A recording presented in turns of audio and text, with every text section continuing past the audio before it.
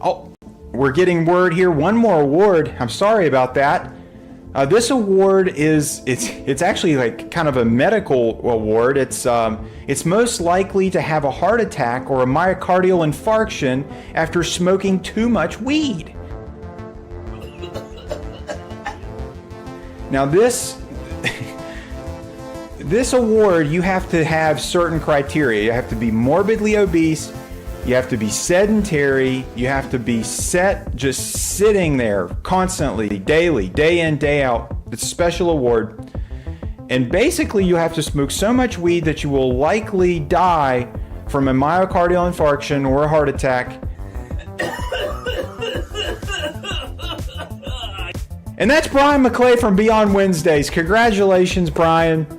You don't have much longer in this mortal coil. I congratulate you on your sedentary lifestyle.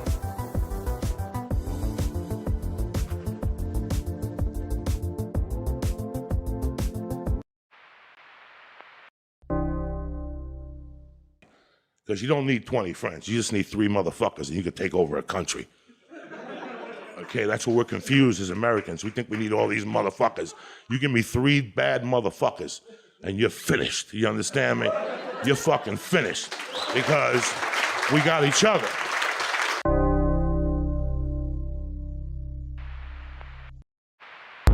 Beyond Wednesdays, we got the things to do. Beyond Wednesdays, bring the Wednesday night review. Comics and collectibles, and sometimes comedy too. Yes, it's Beyond Wednesdays, so sit down, what else you gonna do? The following program deals with a controversial subject. The theories expressed are not the only possible interpretation. The viewer is invited to make a judgment based on all available information.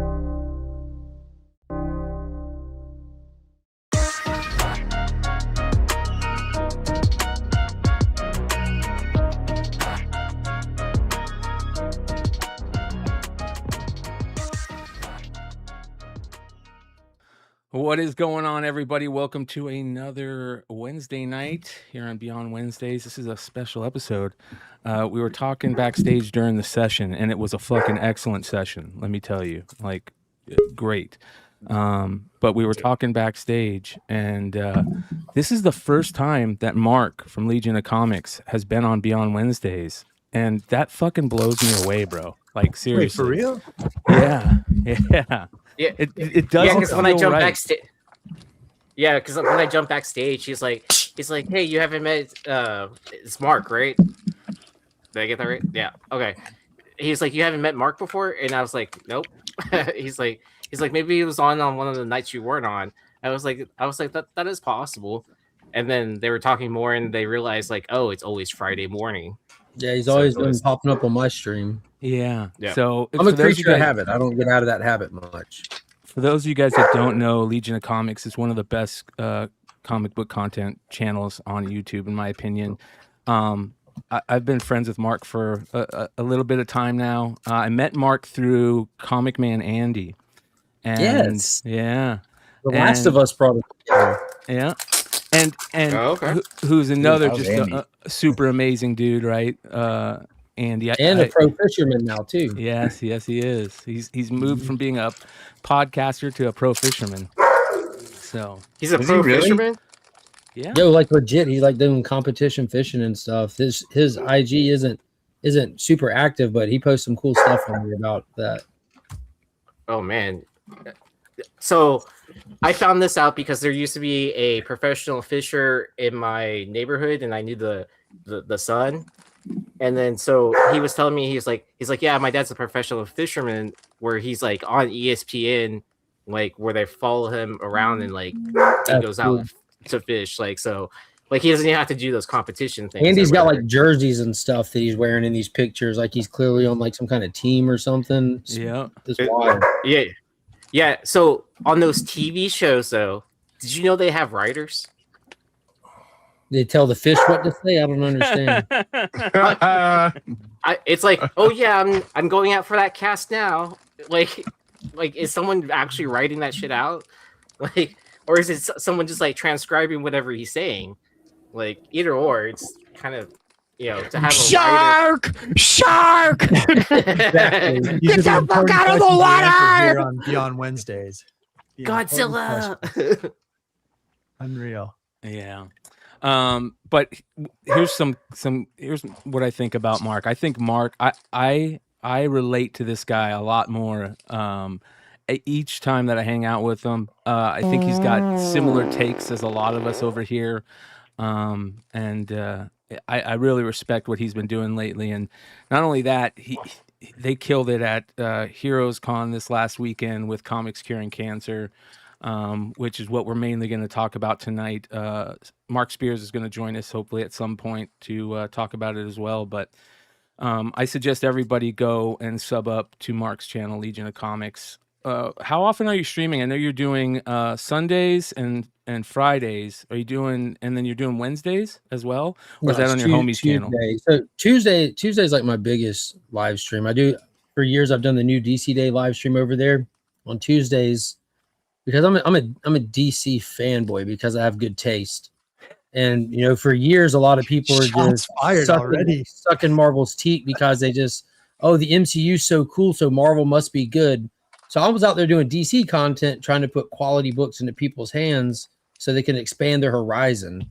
And so that's turned out to be like my biggest stream. I do it in the middle of the day, like lunchtime, and it pulls some fun numbers and stuff. And it's just a great crowd of people there. Sunday nights, like you said, 8:30, I do like spoilers for the week, comics, movies, TV show, whatever happened, we're on there talking about that. Then Friday morning, like we just get together and hang out with our wang out, talk about anything from barbecue to comic books to travel and whatever, just catching up with the friends in the community. Yeah. And it's a fun show. It's a fun hang too. Go ahead, Hood. No, I was going to say, do you stream on Instagram too? Or just on YouTube? Mike? No, that sounds like way too much work. How would you even do such a thing? I have an Instagram page, but you do. Which is yours? I saw a couple. Just Legion of Comics 17. Got it. The first one got hacked. Okay. Yeah, I had the same thing. A Russian hacker got my first Instagram too. Oh, I don't know. I think that IG just like this was during like the crazy time when like the internet was being told what was allowed and not allowed by people who had no rights making those calls. And like I just got locked out of mine, and I went through the whole verification process of retaining it. Like, yeah, we can't verify you, and they just killed it. Wow, it was weird, dude. Ever since I just got this new phone, I've had it for like at least 6 months now at this point, and I could not get access to my Facebook account. I had access to my Instagram, everything else, but just could not get into Facebook. I just now got into it like a month ago or something like that. Mm. And I don't know exactly what unlocked for it, but like I was able to enter some sort of pin and it magically got me back in. So I was like, I'll take it. Like I'm not gonna question it. And I work in IT, so like it's not like I could just go into my admin account, unlock the password, and then be done with it. Right. It was like just make me go in this like the same thing and like a roundabout thing. Yeah. Hood, what's going on, brother? Oh, nothing, man. What's up, guys? How you Chilling, doing, Mark? dude. Nice to have you on, man. Good stuff, good content. So, man, I don't know about DC Comics, though, man. See that Spider-Man trailer today, bro? Yeah, it looked awesome. Oh yeah, that's fun. See, I'm on a pendulum when it comes to DC and Marvel. Like I started out with DC, and then I went over to Marvel, and I just keep on going back and forth. No, I don't think it's one or the other. I like both of them. My favorite character ever is Hulk. Like the only thing is like I'm spending my money where quality is, and right now Marvel ain't putting out quality. If we're just being honest, like the movie has dropped, the books have been shit for years, and I buy both if they're both good. I buy one if it's good. I buy the other if it's good. I haven't seen it yet. Let's take a look at it real quick. I'm all for that. July 31st, huh? Yeah. So the week after San Diego. Mm-hmm. Yeah. All right. Oh, Yeah. nice. I really wonder if they're going They should have done it. I They should have done it the week of. I really wonder if they do a preview at San Diego. Mm-hmm. They'll Good do showing. one. They'll do one Saturday night. Hall H. Right. Yeah, and we all learned from Deadpool Hall H, Wolverine. sure. Don't get Don't the pass out on tickets and the count on lottery. getting in. People spend their whole day with guaranteed tickets. People just walked in with their friends. I'm looking forward to the Lunar. Yeah. Lunar's got a new thing going at San Diego. Speaking of that, let's get into Heroes Con because we haven't really heard anything from Heroes Con. We got you and Mark here who both went. Leg, I want to start with you a little bit because that was your first time in like 10 years going, and you had some pretty positive thoughts about it, dude. Oh, yeah, it was absolutely amazing, to tell you the truth. To get around, talk to any of the creators that you want. The floor is so spaced out and easy to get around. You can, the whole time. The only time I bothered, we went out Friday night, so I skipped Saturday morning. That's kind of my thing now, like with cons, skipping Saturday morning because if I'm there the whole time, why am I going to fight the crowds, man? I'm going to wait till they die on Sunday. I'll get there early. So it was great to get around. I brought so much stuff to get signed, like a pretty good amount. And then I was like, okay, don't overdo it. And let's just say, other than, the price of shipping, things like that, hindering that, you could have got anything that you wanted. The only difficulties really would have probably been, Absolute, Snyder, Dragata, DWJ, Scotty, long line, Jenny, not that bad, right? It was consistent. She did her hours. So even I had some stuff signed a little bit earlier. I had that shirt on. I watched that auction and I watched my friend win it. Was live. Damn you it. were live on the channel. I was like, Kevin's gonna break my heart. Watch. They were like, you could get it. I was like, bro, I get married next week. I'm not buying. I can't spend 15 grand on Scotty Young, dude. Did Kevin win it? Yeah. Wow. He was always going to win. Next year we're gonna do. Yeah. Well, we'd have to split. He won last year's, right? And the last 2 years, I think. And then, so I think that's 3 in a row. But did signings with them. Got to meet Scotty a little deeper. I've never had any like private time too much with him. I mean, the ones with me and Drew at the bar when Drew's like blackout with his tongue hanging out at like 2 a.m. There's that time, but I don't remember all that. The funny thing is, the reason I have that shirt is because a year or 2 years ago, it was like Drew, maybe Rabbits did a signing with Scotty. He had that shirt on. I was like, where did you get that shirt? And and I immediately went and bought it. So that was great. I mean, so good to see everybody. I mean, more great art team was there, so Susie Suspiria, great to see her. Good to talk with absolute legends. Scott Snyder's cool as freaking always. The big announcement. I didn't go to the panel, but the animated series, we got to see Batgirl, and I did get to see a little Batgirl earlier than that, but I didn't know whose trench coat it was, so there's that. I didn't get the spoiler of Gordon going down. Oh, and then you haven't been reading it? No, I didn't. So I saw she wears her dad's. I have been reading it, but I saw it from Scott before, and there was a trench coat, but I didn't know at that time because it wasn't released that he was still alive in the comics. Oh, got you. Yeah, that so was a huge shocker cool. too, man. The way they just like, he's gone now. I was like, did this really did this happen? What am I missing? So that was a whole lot of fun. Just being able to get around, talk to people in and out, and like I had I said to Mark compared like being able to, I kept going by the booth and it would be busy, and I'm like, I'll be back, and I just kept making my rounds, and I hit everything.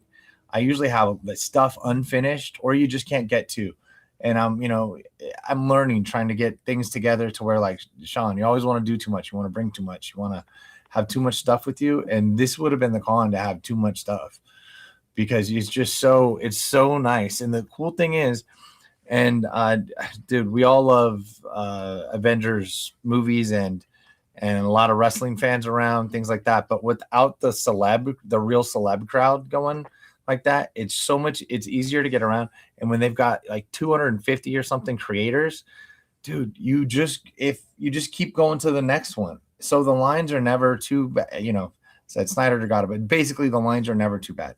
Any of the legends, some of them talk more than others, things like that. Of course, you could just wait. Wait till the end of the day. Wait, walk by, go to see somebody else when they're not free. Just hang out, get to meet everybody else. Beast Rack was cool. This is one of his shirts. Oh, you saw Beast Rack there? That's cool. Yeah, he had a table. He didn't have prints and stuff. This is a Bucky's shirt. That's dope, Finky's, bro. Bucky's. That's like dope. you guys know already. I collect Big Daddy Roth and I love that. Anyway, and rapping stuff. So yeah, I saw this, and he's licensed also. He can do that. He can do that stuff. So he's not actually. That's why it looks really like rapping, because it is. So maybe Jesse'd like the Bucky's reference there. But, yeah. So this is the Comics Cure and Cancer easy booth. to get in and out. Nice downtown Charlotte. Downtown is extraordinarily clean. Like it is. 3 years ago, it hit a kind of a rough patch, and ever since it's been better every single year. They're putting in the work down there for sure. So this is the Comics Cure and Cancer booth, where Mark and crew laid all their wares out, and you guys had a really good con. It sounds like raised a lot of money for American Cancer Society, which is amazing. You guys had a bunch of variants there too.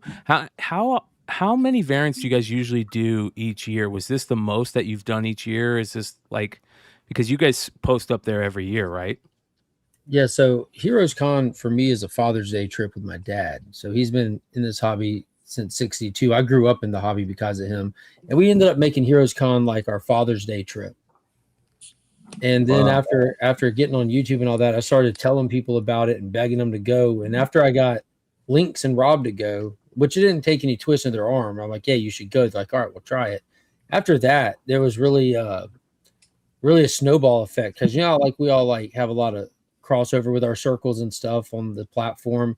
It seemed like everyone started getting FOMO seeing everyone else go. So now it's like this mega thing. But after the first year that they went, we decided to put up a table for Heroes Con, and we just had one art book, one cover, and an exclusive from Big Time Collectibles that Nelson donated the print run for us. Shout out to Nelson. Good dude. Oh, he's the greatest, man. I love him to death. I've known him longer than I've known since I've been on YouTube, and this was the first year I got to meet him in person. First time ever was at Heroes Con. I've been trying to get him on the industry show for so long, bro. Oh, so long, dude. If as long as he ain't busy, dude, he's easy breezy kind of guy, dude. He's super cool. He's always busy though. Always busy. He'll find time. Yeah, I'll ask him for you. This was the third year we had it. So last year I think we had like 4 exclusives, maybe. I can't remember off the top of my head. We had a David Sanchez A cover, an Austin LeMay cover. We had a couple of them, but we had 5 this year. And last year we started working on that EXO Turok cover. Thursday of Heroes Con last year is when that started. Wow. Well, you had a little bit of foresight in that, huh? That's nice little timing. So we announced that. So I'm a diehard Turok guy. So when we saw the opportunity to do this, I'm like, pedal to the metal. Let's do this. I'm in.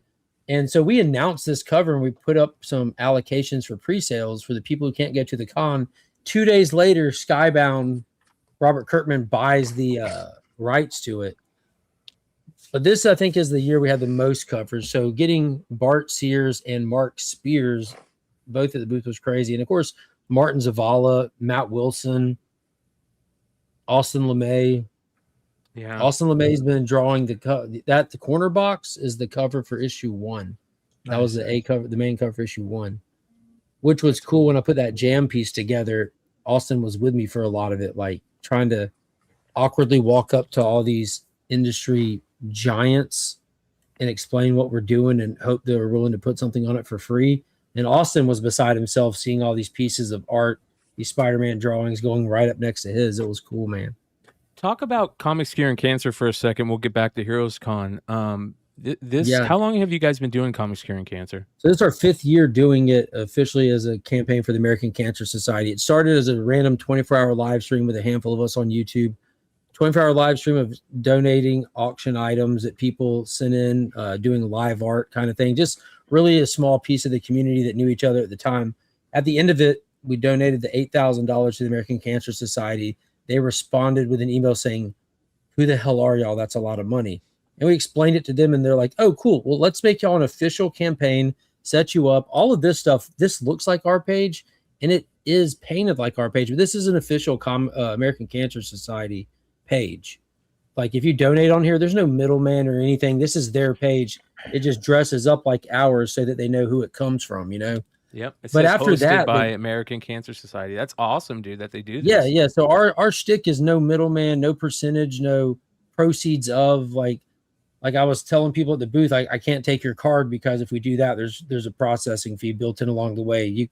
It has to be fee-free payment or no payment. Every single penny has to go to the American Cancer Society per our decision at Good the for you. Fucking A, Cancer. bro. That's cool as shit. So we have to jump through a little bit more hoops and stuff, but who cares? You know, it ain't that much harder. But after that, we became an official campaign. The second year, we decided that Rob reached out to DJ and me because the guy who did the 24-hour live stream wasn't interested and asked if we would want to do it. And we said, of course, my man. And we all agreed on the very first thing we thought of, and that's we're not doing a 24-hour live stream. None of us are young enough for that shit. That's crazy. So we decided to host 3 days worth of streams, from classic pledge drives. You know, you donate, your name goes on a prize wheel, to art auctions, key comic auctions. And we had a lofty goal. You know, we did 8,000 that first year. So let's do 10,000. Ended up doing 22,000 that first year. Second year, over 50. Last year, over 64. All in all, at this point, we've raised over $250,000 for the American Cancer Society in the couple of years we've done it. I remember the first time that I remember you guys doing it was probably like 4 years ago, maybe. How long have you been doing it again? This is the fourth year with me, DJ, and Rob doing it. The first year wasn't an official year. That was that 24-hour live stream. It became an official campaign on year 2, and this is the fourth year of that. Yeah, and I remember, you know, just the 24-hour live stream, you know, talking about it over here. It was just such a cool thing. And, you know, we talk about, obviously, everybody is affected by cancer in some way nowadays. You either been, you know, affected by it, you know, by yourself or a family member or something like that, you know, a loved one. Here's a funny story. One of the reasons I got so close to Leg is because back in the day when I first got back into comics like heavy, it was the CBS IG Plus days. And this is where I really became friends with Leg, Drew from Wanted Comics, Matt DeVoe, Ben Steiniger, all these guys. This is the moment where I was like, okay, I knew this was the place I need to be. My brother was fighting a rare form of cancer called osteosarcoma, and usually that happens in kids, which is even shittier. But he was a 31-year-old man when it happened, you know, and basically it was terrible. He spent 56 weeks in the Mayo Clinic getting chemo, half dead. At that, I remember when I announced it and I talked about it, Trey hit me up from, and this is why I always have respect for Trey Kenyon. Trey hit me up from CBSI and he said, "Hey, we would like to do a donation raffle, like a thing for you, for your brother. Just let us know what we need to do." And Drew from Wanted Comics put up a Batman Snyder Capullo 1 in 250 9/8 that was part of the raffle. People sent me, my brother at the time was really going through it and he was having a hard time and he was just so fucking bored, you know, living at the hospital. And I had gone to free comic book day at Jesse James Comics one night, and he had all the Batman Snyder Capullo trades, and I bought 1 through 8 and I brought it to my brother, and it brought him so much joy in doing that. I have this great video of him just like laughing hysterically, holding all the trades, and you know, it brought joy to him. And I mentioned this in the group, and the group said, "Okay, where do we need to send trades?" And I would get these boxes, dude, like, you know, 50-pound boxes of these trades at my door. And I think that the comic book community, and just people in general, like, you know, that are empathetic and that have dealt with this, you know, it's amazing to see the community come together when this happens, and it happens every year with you guys. I mean, you guys do the 24-hour thing. You guys, we have 3-day. Yeah, 3-day now. Holy shit, bro. Yeah, so we don't want to stay up overnight. So now that Heroes is over, I'll go into overtime mode now, and I'll start reaching out, and I'll start figuring out how I'm going to line it up. But one of the things that me, Rob, and DJ all have our own strengths in our own areas that we approach this from. And one thing I'll be doing is the show lineup. So I'll be thinking about figuring out, reaching out to different content creators, because we start Friday morning on my existing show already. You know, I have a Friday morning show. Lynx has a Friday night show. Rob has a Saturday show. So those were locked in. And now I just need to fill in the gaps between them. And one thing I figured out last year is we know people across the world. So I took advantage of those weird things called time zones. So I went to bed, but I had the Australians that we know run and stream during their daytime. So Comic Screen Cancer ran for 3 days straight without break, but everybody was just on their regular schedules kind of thing. And it worked out amazingly. So time zones, that's the one time that I will advocate for time zones. I had MJ Comics doing stuff in the UK. Yeah. You know, the Aussieverse crew, like Bo and Mad Spidey and them, and Still Only 35 Cent Dave, they all came together like butt cheeks and put on a hell of a show, dude. It was awesome.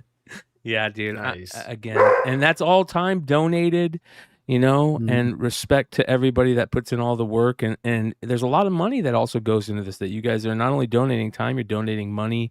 People are donating, you know, comics.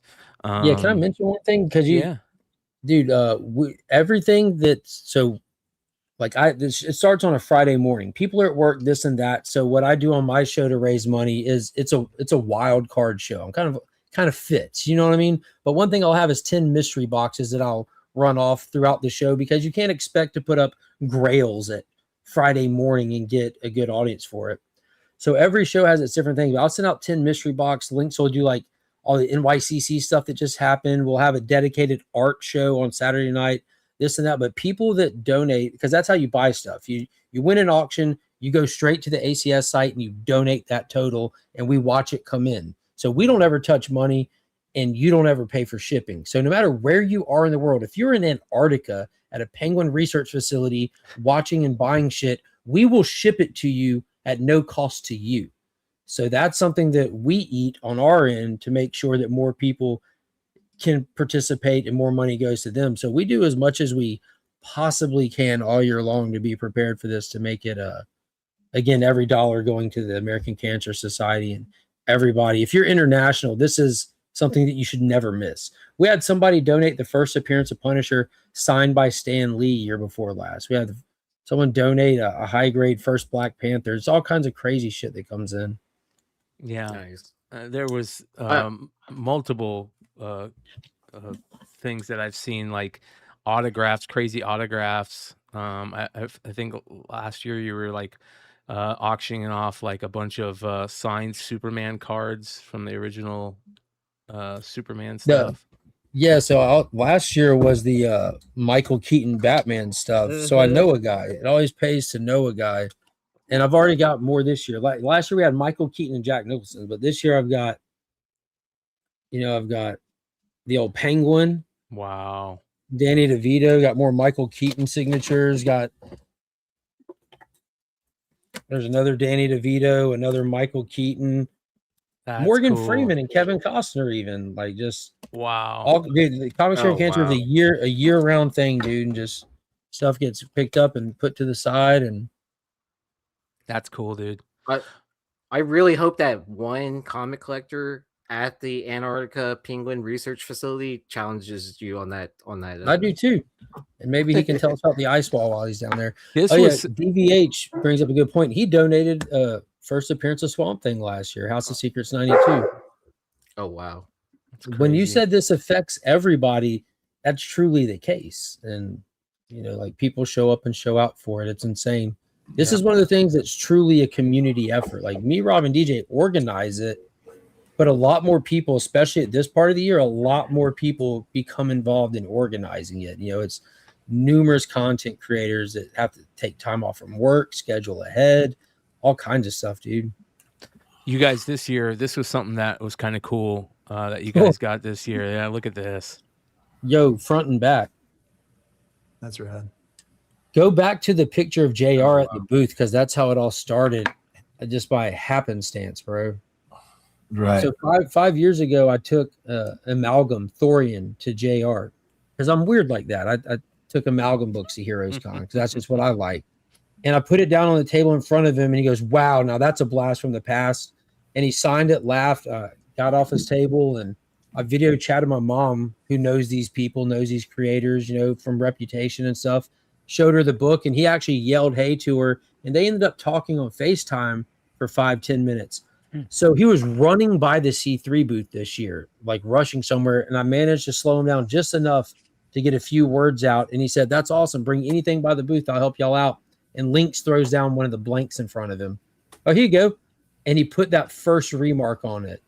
And once he did that, I'm like, it's game time now. So I took it straight back to Jang, who's a homie.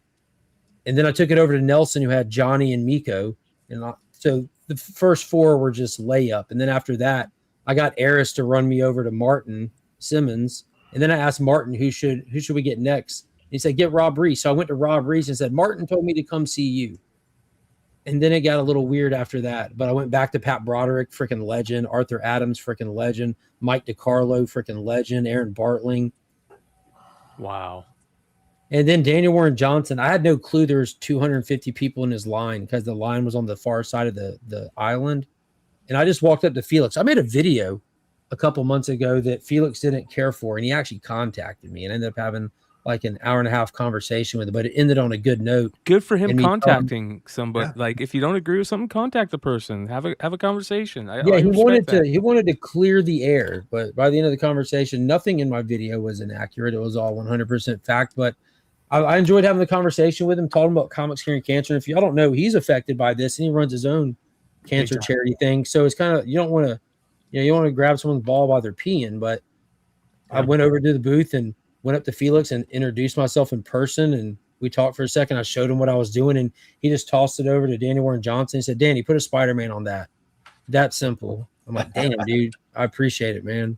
Great guy, old Felix. That's dope, dude. That's awesome.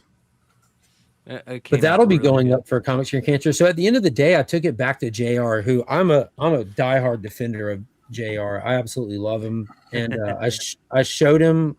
And he said, "Wow." He said, "Look at all these other guys putting me to shame." And I pointed out, like, half of them were so excited to do it because you're on there. Yep. They wanted their work next to yours. And flip over to, is there one more page? Yeah. So when I talked, because I had a minute to talk to him for a good while. Me, my pops, and Nick's Kicks and Comics and Austin were there. And he loved what we were doing and everything. So he just gave us that. Well, he gave it to me. He said, "Dude, take this. I appreciate you, man." I said, "Well, we'll put this up in the auction too." That's great, dude. The OG remark is the exact one he put on my Spidey blank. Yeah, he's got that's just his standard quick remark, That's a standard quick. I know other people I feel like got on this. The Trish one is great. Yeah, Trish she's so sweet, dude. Yeah. She's amazing. So Johnny, this was cool. I took it over to BTC because I know Nelson, and I went and talked to Johnny, and I was sitting there with him. And if you look at Johnny's Spider-Man on the bottom left, it's clearly inspired by JR. And it's beautiful. It's probably one of the best. That one's good too. So what he did, he pulled this little book out of his pocket that has what do you call it? Like not guides, but all these different Spider-Man poses he's drawn all in it.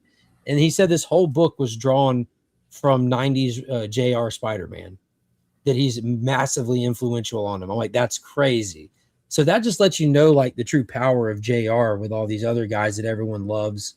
Like when you hear people besmirch JR and shit, like it's just they don't know better is the way I see it. Yeah. He's cool as hell, dude. Hey, cool. Mike, you got an echo going on your audio. I don't know if your headset's working or if you have your Bluetooth headset in. Throw your headset in if you can.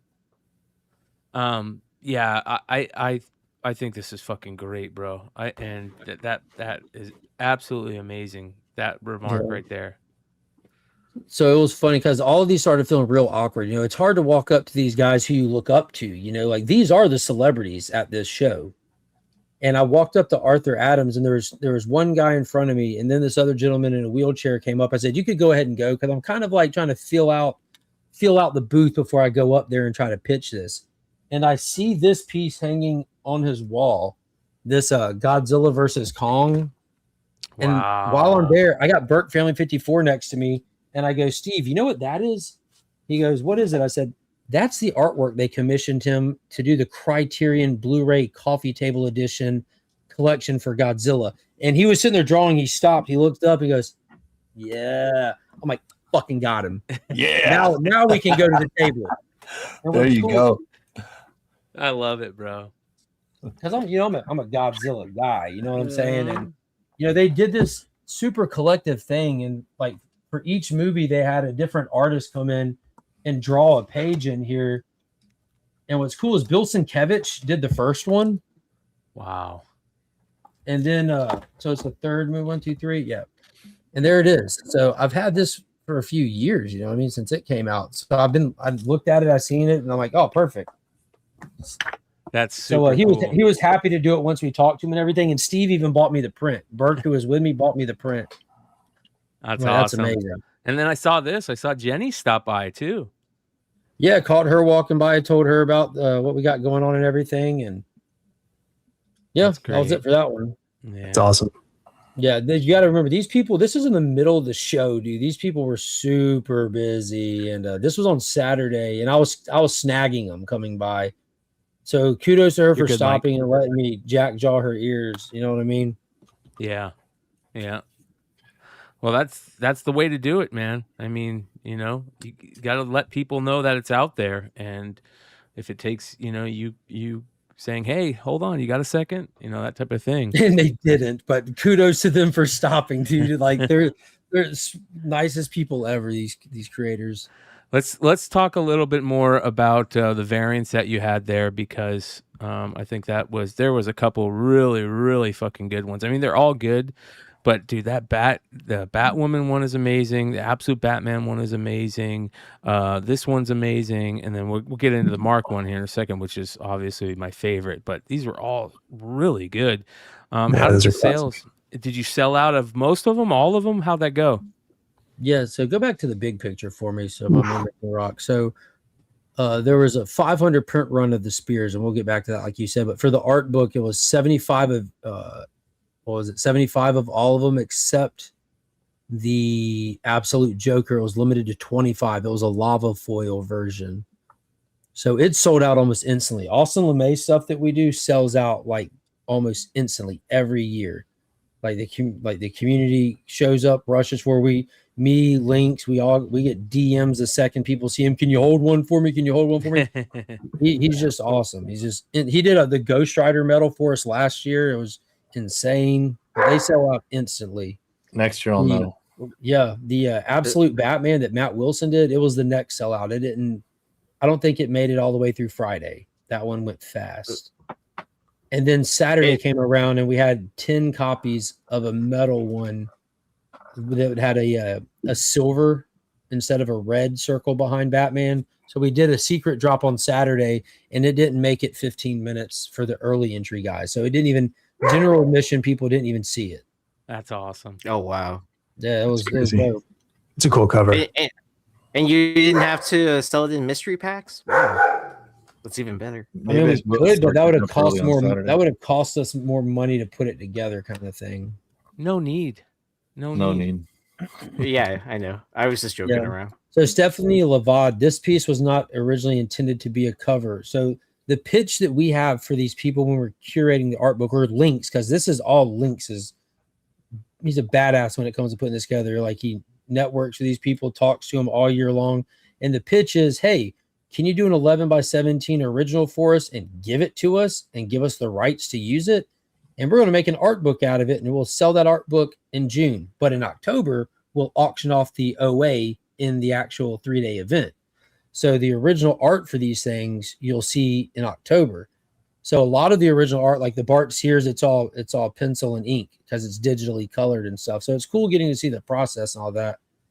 But that one, when she turned it in, it was just too beautiful not to be a cover. Yeah. So it got foiled, and it was a foil cover. That's great. Absolutely gorgeous. Who do you use to print your variants? Is it multiple printers? How does that work? I'll give you the name. Hold on. Again, this is Lynx's big thing. Shout out to DJ Lynx, another great content creator here on YouTube. Dude, he's the GOAT. Yeah,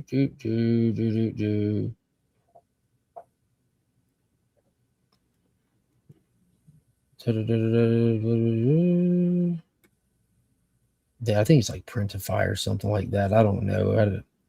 I want to talk more and more about printers because they're such a big part of this industry, and they affect so much of the industry that I would love to talk more about them. That's why I always am asking questions about printers. I'd love to at some point get Transcon, somebody from Transcon to come on the channel. That's the plan. But all right, let's get into this because this right here is fucking amazing. How did this start with Mark Spears?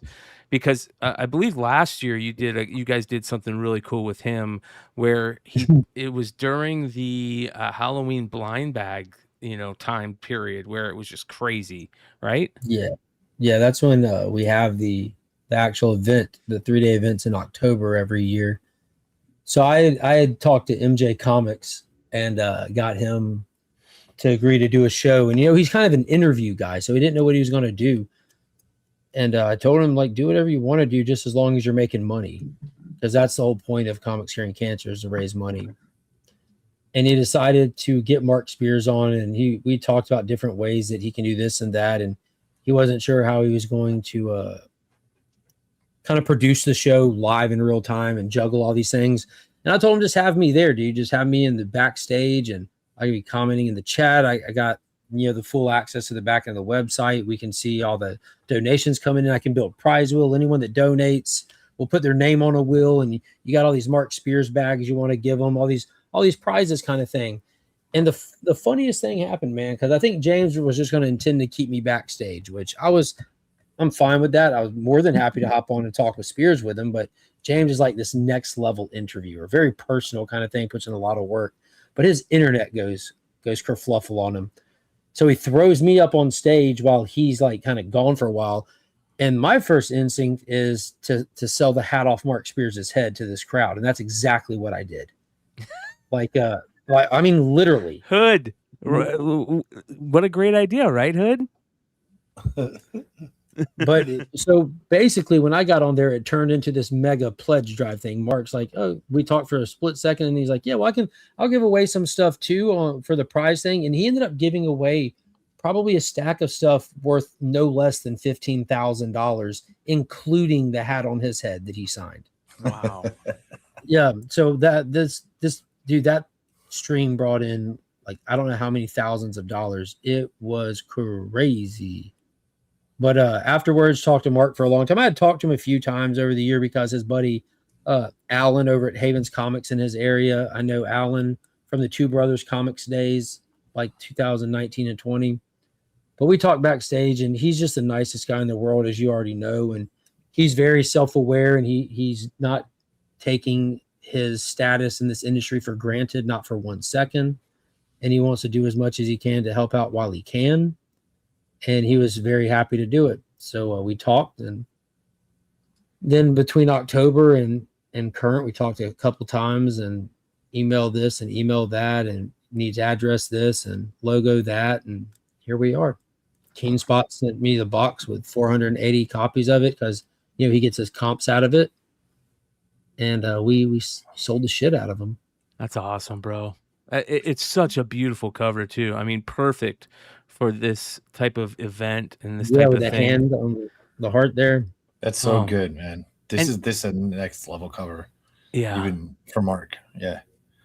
He talked about this. He's talked about this character a lot and about how this is based on his father, and which makes it like if you know that, it makes it even I think more special. And the bloody hand on the heart is so great. It's just a really fucking good cover.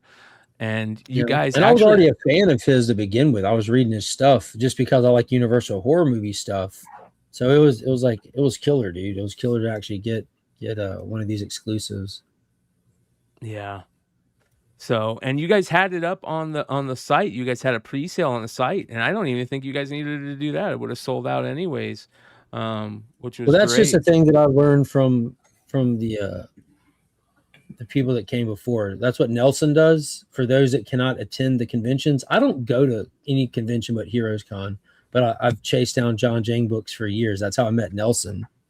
And he always allocated a little bit to the website for those that can't make it to the con because he's awesome. So we decided if that's what awesome people do, we want to be like them. Hell yeah. Hell yeah, bro. And this is how a lot of people, especially Mark Spears fans, got their books that weren't able to make it to the con, which was super cool. And again, I really respect, what you guys are doing with this whole thing. It's fantastic. And I think it's just going to continue to get bigger and bigger and grow as more people find out about it. There's something to be said about the comic book community. And it's funny because years ago, I used to always get told, like, don't even try to build a community. It's not possible. It's not possible. It's kind of easy, actually. I was like, what the fuck are you talking about, dude? There's a lot of people that would love to be part of a community out there and create this type of thing. And I think ever since then, I kind of rock with the people that have similar mindset. And I think I was about to say, you just get on here and you start talking and the universe shuffles the deck and it works itself out. Amen. And as far as C3 goes, like the ultimate goal, like how I envision it, it's an event that the pros look forward to every year. Like we already have a good handful of pros that, like, Scotty Young is a big contributor. Stupid Fresh Mess always hooks up big time for it. It'd be cool if every year all, like, a big group of pros know about it. They look forward to it. They plan for it. Like they send stuff in, and we already get original pages, like, from different people. Chris Campagna, the guy who did, I forget his name, the guy who did the Superman 78 series the past couple of years, he's sending pages. So it'd be cool if I was like a norm, you know what I mean? So getting that jam piece and getting to talk face to face with those 12 bigger people, hopefully it just keeps moving in that direction, and they get them, like, on the art book and stuff like that. Like, hopefully that art book is just all pros, like full on pros with a handful of, like, hot up and comers and stuff. Because again, the goal is just to make as much money as we can for people who need it. Yeah. So there's no pride or there's no ego in it or none of that, and the goal is to make it bigger and better every year. And for the most part, it seems everybody's on board with that. That's fucking cool. This is charitable act. What else can you say? Yeah, I think it's awesome, man. And I think that, like I said, it's just it will get to that point where, you've already got a lot of people who are already noticing it and saying, hey, they want to be a part of it. Again, big shout out to Mark. We all know how the big heart that Mark has and the type of person he is. And I'm not surprised a bit I wouldn't be surprised a bit if he didn't continue to, support this effort year in and year out. And, each time that you guys, put something together at a con, it's just going to grow it even more. And, you guys are all putting your time in front of that, which is great. So anything that you guys need from us ever, we're going to support you over here. And if there's ever anything we can do, don't hesitate, for asking. Notated. Good shit, bro. Well, I'm going to let you get out of here because it is late on the East Coast and you've been streaming all night, bro. Thank you so much for hanging out with us, man. And we'll talk to you soon. Yeah, thank y'all so much. Legs, it was great meeting you in person. Yeah, man. I'll tell y'all later. Bye, guys. All right, later, bro. That's a good dude right there. One of the good guys. So very, very cool. I love that. I think that if there's something that can be set up at every event that happens in comics for comics curing cancer, and there's any way that we can help that happen, I would love to be part of that. So Mike, maybe in the future, whenever you guys have anything going on, you can figure out a way to get Comics Curing Cancer involved, and I love that. Yeah, or something. Yep. I love it. So, but Well, speaking of SNIKT, dude, you guys dropped some really fucking cool stuff today, and I continue to gush over the complete comic book art, thing that you guys are doing with the SNIKT reader. Is that what you guys are calling it, the SNIKT reader? Yeah, we're just calling it the reader. It's amazing. Yeah, it's great. And this week you dropped the Dork #1 from Brett Bean, which is fucking crazy, dude. Dude, yeah, this was such a joy. I mean, Brett is such a cool guy to begin with. Hell And yeah, so dude. to feature him and, for him to be so generous to saying, look, I'd love for this to be up on your site. He sent us the scans. We got him uploaded. He's on our site now. And just been communicating with him all week. I mean, really cool. We did a 60-second video that dropped this morning as well to coincide with the refresh. And man, what can I say? Just super proud of this. Yeah, dude, that's fucking badass. I'll be right dude. back. Yeah, it looks so cool. good, man. Isn't that cool? We did a few things on dude. this one. Some people were having some issues with the scrolling on the carousel there, so you can see it auto scrolls. But then we added some arrows in there just to make it a little bit more easy to navigate. But yeah, if you guys get a chance, check out the 60-second videos, share it. We're growing that on Instagram pretty well. I think we're going to hit 10,000 followers like tonight or tomorrow. Like it's grown pretty wild. So true thanks to all of you guys who have helped us build this thing over the last year. I mean, it's crazy. We're a year in and it's like, you're Mike, your 60-second like videos are so fucking tight. Thanks, man. Like it, and when someone looks at it, they're not going to just just skip through it. I mean, because it's like you talk really fast, and it's tight. It's great content, You guys would laugh if you hear some of the outtakes and just like how much my tongue gets tied up doing those, because those are single takes. Like the whole video, I do a 5 to 6 second intro, and then that 60 seconds is all one single take. So I'm like working on breathing and like trying to figure out where my pauses are. But it was really funny. I'll tell you a story. My 14-year-old always, when we're fighting, like a 14-year-old fights with their dad, she makes this comment. She said, "Dad, you sound like AI right now." That's her big insult, right? Like you sound like AI. Dude. And it's so funny because someone on I don't remember if it was TikTok or Instagram, someone was like, "Yo, these AI voiceovers, we're cooked." I'm like, actually, it's my real voice. Like it's you can't win, dude. That's how I sound. Let's play that because you've gotten so good at this, bro. Hold on here. Well, I was telling him, man. Thanks. Wait, did Google pay you for your voice likeness yet? I would. All right, here we go. You've kind of like changed how you've done them, and every time it just gets better and better. I remember at first you were doing like you were in the picture, and you're like, "Fuck this! I don't even need that. Just let me show the art." Well, I go back and forth on that. So, again, a 14-year-old. It was funny because she was following our account, and then her friends were going through her followers, so they started following our account, and she's like, "Yo, Dad, like I don't want you showing up on my friends' feeds." I love it, dude. Oh, it's so funny. Here we go. Today, we're breaking down the visual lightning storm that is Dork #1 and giving flowers to its creator and our friend Brett Bean. 60 Seconds with SNIKT starts now. Before we talk art, we want to celebrate Dork creator Brett Bean, who just commemorated an incredible 20th anniversary with his wife, Julie. Brett, congratulations from all of us. Brett isn't just a powerhouse talent. He's genuinely one of the most generous, supportive, and universally loved humans in the entire comic community, and we are thrilled to feature the full original art for this book on our site. There's a reason Dork's popularity and rise has been absolutely meteoric. Brett's style has been described as kinetic cartooning. It balances the hyper-detailed, expressive character designs of classic animation with the gritty, textured world building of high fantasy. His storytelling is incredibly efficient, packing every panel with a manic energy and utilizing sweeping gesture lines and highly dynamic physical comedy to create pages that practically jump out at you. His line work is crisp, yet loose, giving the action a relentless, fluid momentum that keeps you hooked from panel to panel. Half dwarf, half orc, and nothing less than 100% love on our end.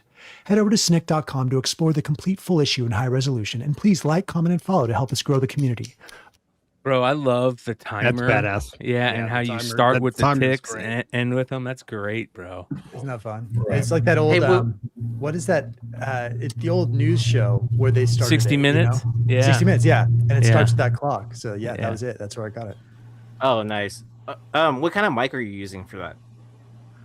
I've got a Shure SM7B. Same one that Hood and I have.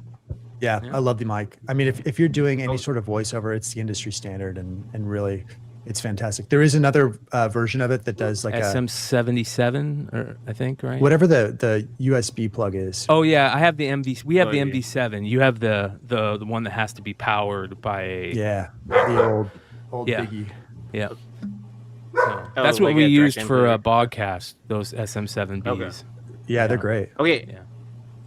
One thing I would suggest to use is Let's hear a it. pop filter when you're doing those recordings. Yeah. Just so it'll clean up those the P's at the end, because hearing out the volume we heard it, like I could hear that really clearly. But that just might be the So I think all the pop sounds and all. I think you're doing great. it. But it's clean. Yeah, it is. But it's it's great. great. Yeah. So I guess those bot followers really ramped up the account, huh? It's so funny. Yeah. Yeah. What else do you got coming up for the channel and the website and the brand itself? Because, bro, So much, how long have you been around? It feels like Literally you've only 1 been year. We're 1 year in. Like right now, it's crazy. amazing, bro. Yeah, it's been really cool. Again, Rico Renzi, I love our logo. He designed that. Rico from like Spider-Gwen. We're gonna have some shirts for San Diego.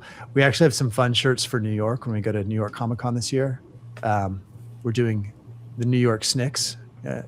You better make a fucking 5X, bro. I want a 5X. I'm expecting it. It should be fun. In terms of other things that we're looking at this year, I think we've got really good engagement on social. I want to see us get better engagement on the comments on the site itself, right? When we post art, we get tons of comments and follows, but like we just subscribe. We're a startup, right? So we had little things like we didn't have email notifications. When someone comments on your art, people had to log back in, so they're not getting that kind of dopamine hit. So we'll add some quick notifications on that type of stuff. Patrick's still doing our curating, which is fantastic. We're working on some market data stuff that'll be really, really kind of revolutionary for the hobby, I think. So yeah, more to come. But right now we want to make sure we're getting artists engaged, and Brett's a great example of that. Wow. Yeah, for One sure. question. I've actually had a few chances in the last couple months to meet Brett. And hang out and talk about his past and his career. Even I watched a couple podcasts with them. A guy who has been doing so many other things that finally just had a chance to do a passion project and sit back, and he's worked really far ahead on this. Dork is going to be around for a long time. People talk about, what's number one? Well, okay, so yeah, number one, it's only worth $80 or $100. What other book besides Absolute Batman's worth $80 or $100 for a cover A that came in? At least Batman was 2 years ago, almost. And this just came out 5-6 years ago, 5-6 months ago, excuse me. We're on issue 5. The flow in there is great. The little characterization in theirs is great. Like Brian always said how he liked the Shield. I love the Shield. Ghost Chicken's great. So much of this is so much freaking fun. He did so much on Fairyland. So if you want to say, training, things like that, how he said to me how, he had to go meet with Scotty Young to see if they could even vibe to do the book. And it was like Totally. 2 peas in a pod. And if you met Scotty and or Brett, which they're such awesome dudes. They love comics. They're fun guys. Yep. So just to see that vibe, I haven't spoken to them together or anything like that, but to see that vibe and that the Fairyland vibe and everything going with this unique character and story, I think it's going to be around for a long time. Such a great family guy. I see him walking around Ontario Con with the Sun, and I had just done signing with them maybe a few days before, something like that. And awesome. I'm like, dude, he's chilling with his son. I was like, I know, we talked long enough. It's only been a few days. And I'm like, I'm going to let him shop with the son. I see him again, have a good time. Got to see him at Heroes. Great dude. And honestly, the live audience, the people are loving it too, because I sell comic books. I sell a lot of live.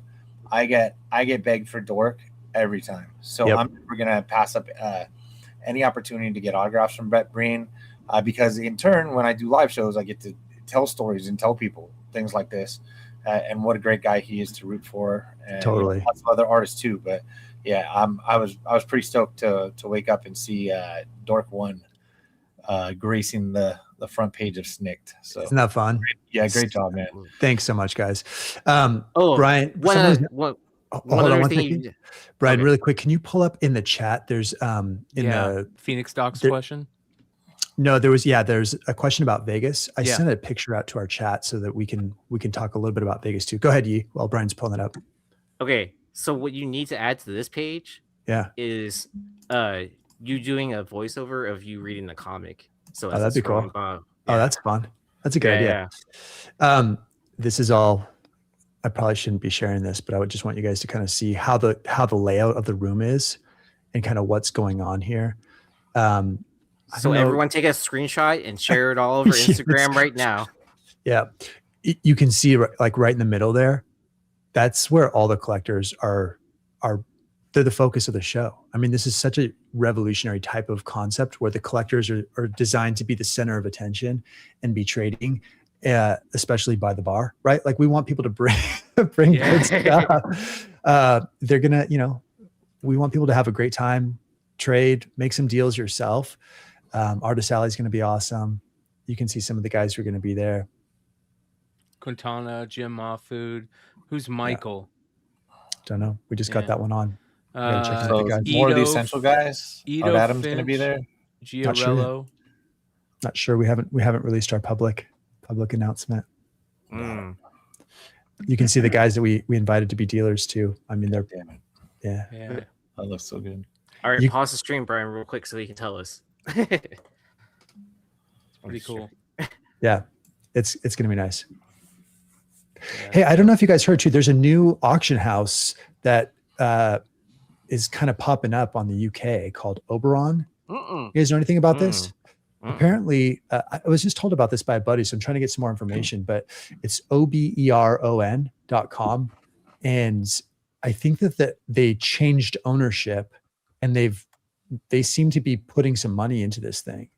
oberon.com. Yeah, do like Oberon auctions. Let me see if I can find a link. Okay, I got it. I'm putting in a private chat. Yeah, this is something I kind of want to keep an eye on, because I love people coming in to disrupt, right? Like that's what we did, and I want to see more of that because I think it's good for innovation. I think it's good for the hobby. So I'm curious to see how this pops up. And competition is never a bad thing. And if you do well enough, anyways, one of the big companies will try to buy you out, or copy what you're doing.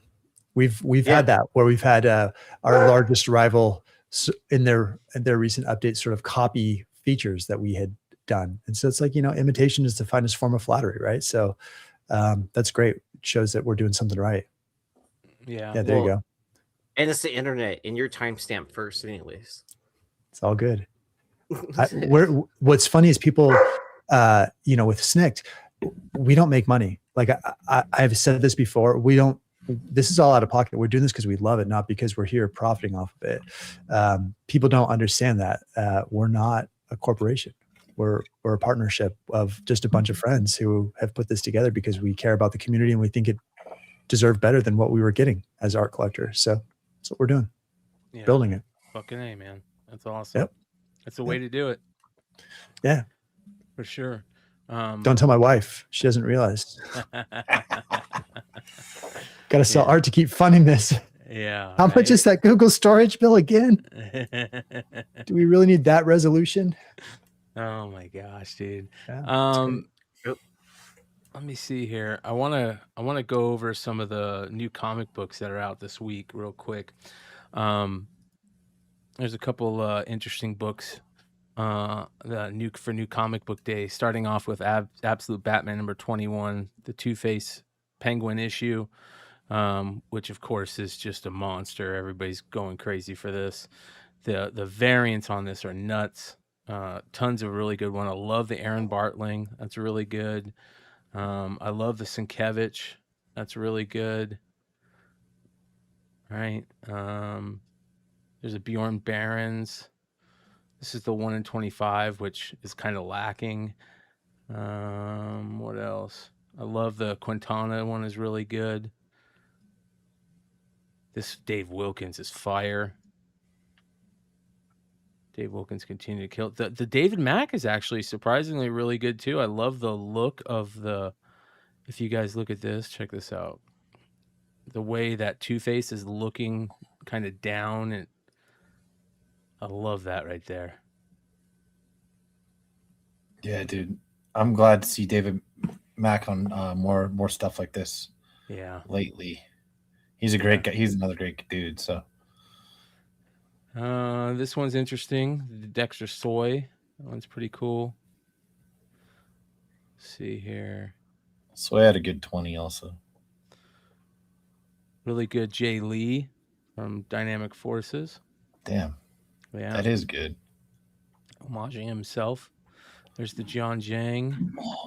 Talked to Jay a few times. That was fun. Let's see here. Oh, the Brooks, man. Holy cow. The Brooks is just... That might be cover of the year category, right? It's good. I like Brooks. To tell you the truth, I like his. I think his Robins are cover of the year category. That was so different, unique, and it's so good. I do like this a lot. You know what's crazy is they introduced these characters. So I read this today. Yeah, how was it? I really enjoy it.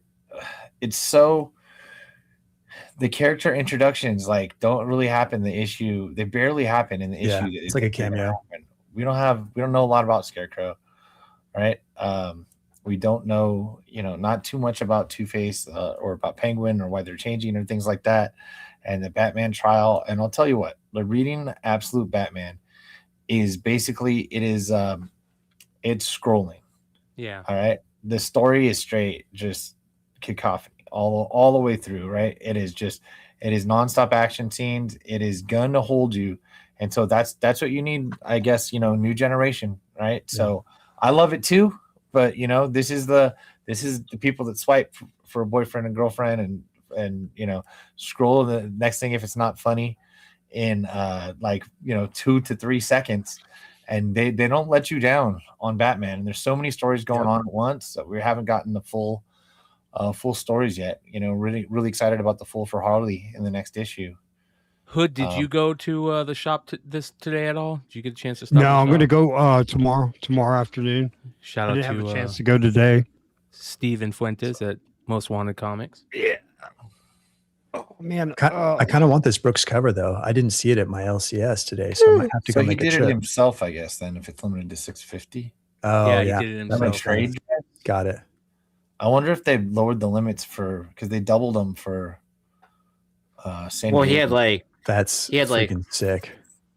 He had like what four different variants. Yeah, but there's no special treatments and stuff. But also, none of us are Mark Brooks. Right, exactly. Yes. That glow in the dark is pretty rad. That's sick as hell. I'd love to see that. I don't care how ridiculous it is to be there, but like glow in the dark comics, I'm here for all the gimmicks. Yeah, I was looking at some Radiant Black like remark stuff, and some of the remarks are in like kind of glow in the dark like pens or like blacklight type pens, and they just look epic. Like I saw some of those things like actually lit up, and they are truly spectacular. It's a great idea. So when you're looking for a remark, that might be an idea. Get blacklight pens or something that'll pop glow in the dark pens. Oh, right. I did find something out about the Creature Entertainment glow in the dark Misfit books. Yeah, what's up? So they applied the glow in the dark themselves on that. So all of them are all different. Remember this, guys? So yeah, Santa Cruz. Yeah. Santa Cruz skateboards. Look how good it looks when you hit it when it actually hit it with a black light, bro. Yeah, that's killer. Dude, I just bought the blacklight flashlight for one of those. Isn't this thing dope, dude? They're awesome. Yeah. It looks so good when you hit it with the black I remember when you got that. Yeah, dude. that is cool. Right? Remember, I was like, dude, it doesn't glow in the fucking dark. Yeah. But now is this the kid? Is this the Kid Robot one? Yeah. Yes. And it does glow. You guys can't really see it, but it's glowing. Yeah, I mean, you can slightly see it. Hey, That's pretty cool. I can So imagine I'm I gonna can't wait. buy like a black light to mount at the shelf behind me. Yeah. You know. Yeah. Yeah. Oh, nice. Yeah, a little bar. They're Yeah. cheap. Yeah, Yeah. yeah. You can Yeah, get the yeah. bar. Yeah, Yeah. you Good can get art. those at Walmart now. Black light matters. Dude, growing up, I started listening to The Doors and had blacklight on in my room, and my parents were like, "We're concerned about you, son." They had like a full sit down with me. Like, don't worry, I'm good. Dude, they will. I did get a. If you want to say glow in the dark, I will give a shout out to Robin. I got the clay man here. That's cool. Shout out to Robin. We were doing a trade. She helped immensely. Had to go ahead and put Was she at some Heroes? extra autographs in there. She was at Heroes, and not only that, I had her come lay in the hand. Clutch was arriving. Some things got scheduled early, so she got to She's come great, in and hang dude. out with Jenny Frisian, Nick Dragata, Danny Warren Johnson. Oh, that's cool, So- dude. Oh, it was awesome. So shout out Robin. Hope you're watching, or hit us on the replay tomorrow. Yeah, she's the best. So yeah, it's one of our little trades. She's like, "Do you want this in the trade?" I was like, "You kidding me?" And so yeah. Yeah. All right. Let's continue here. So, Absolute Batman's great. Batwoman number 4. I love this Pride cover one just because it reminds me of the greatest. Was it Doctor Who that had these, or was it Buffy? It was Buffy that had the statues that when you turn around they would cruise up on you, right? And That's it Doctor reminds. Who. It's the Weeping Angels. Weeping Angels. That's Doctor Who. Oh my God, bro! I remember Yeah. watching Dude. that. Like, All those episodes are the creepiest episodes of Doctor Who. yep. Like if you just want a jump scare, watch any Weeping Angels episode because there's Really? plenty of them. Okay. Yeah, dude. It's worth the watch. Dude, this I need a good- Pulaski is fantastic. All these, there's like Excellent. 4 covers in here that are great. Look at that. But I recommend finding the one with David Tennant. Yeah, that's my favorite Doctor Who, and I'm not a huge Doctor Who fan. I think it's kind of cheesy, but I really loved Matt Smith and David Tennant. And I got into it because of Christopher Eccleston. I'm a huge Christopher Eccleston fan. That was exactly my same path into Doctor Who. My brother was like, "Hey, start off with Eccleston. That's a good starting point into it, and then you'll just like kind of get hooked onto the series." Yeah, I was like, after "Okay." Matt Smith, I'm like, I'm out. I gave up when Jenna was no longer the companion. Yes, I remember that. Yeah, she was great too. Yeah, yeah. For some reason, she reminds me of Jenny Frison. I don't know why, but she does. Every time I see her now, I'm like, she looks like Jenny Frison. To me. I could see that. Yeah. Mark Spears, dude, Mark had like 4 covers on New Comic Book Day this week. He had the amazing Heroes Con. I think his cover at Heroes Con was the best con variant for the con, right? So again, shout out to Mark and Comics Curing Cancer. In my opinion, that limited to 500 variant was the book of the con. I don't know. You guys tell me if I'm wrong. If I'm wrong, tell me what you think was the book of the con. I mean, it's the best looking book. Yeah. Wait. Hold on. All right. I'm sorry. He's got a competitor. We love Mark to death. There's also another artist that we love to death, and that's Feta Shabina. Oh yeah. So I forgot this about embossed that. foil. Yeah. Dude, hold on. This crappy bag is not doing this. So That I'm sold just out saying, in seconds too. Kurt or Mark, this sold out fast. Look at this, and there's a trade too. So yeah. So I just gotta say, so yeah. 2 of our favorite artists, definitely I think the 2 best looking books. I agree. For sure for the That's con. awesome. But I couldn't leave Svet out. Yeah. Hey, if you have an extra one, I'm gonna need that because I missed the drop. You missed the drop. This one kind of sucks. The I was Cedric passed one out. sucks because the best thing about Batwoman to me is her long fucking hair, dude. Yeah, her hair. Yeah, and you're you not wrong. cut her hair. What are you doing? Yeah, Like, what the fuck? I love the Kate Kane. That looks more like Harley. Absolute Harley. Yeah, totally. This is Catwoman number 88, Fuimara. Ooh wee. Damn. It's cool. And there's a bunch of really good covers for this. This Michael Walsh one's really good. The Frank Cho is good. Scott Forbes. Did you see the Scott Forbes one, Hood? Yep. This one's great. Very good. That middle one looks like Robbie Rodriguez a little bit. Dude, Michael Walsh kills it. I like Robert Rodriguez, man. I do too. When he's on, he is just unstoppable. Did you guys ever see that his sort of like love letter to Gwen that he never published? No. He did this really cool on his site. I don't know if he still has it, but I downloaded it. He just posted it for free. And it was like his like saying goodbye to Gwen, right? Like his, he kind of got hosed in some of that situation. He did. Yep. And it's incredible art, like some of the best I've ever seen. So if it's not available, let me know. I've got all of it. I downloaded everything when it was available. He sold it all like shortly after. And it was very affordable, but I didn't grab it because it was unpublished. Yeah. Kicking myself though. It's cool. This is another Mark Spears killer. This book is dude. Yeah, fantastic. Yeah, that's a banger right there. Deathstroke the Terminator #4. I mean, just fantastic. And there's more. There's coming. Okay. Speaking of Sveta, this might be cover. Like, this is up there with book of the week to me. She hit mainstream, bro. Like, that's why we, talk about the artists, that the potential, right? This is them getting into the major leagues, right? Shabina's awesome. Right, there's no question. She's done like so much, right?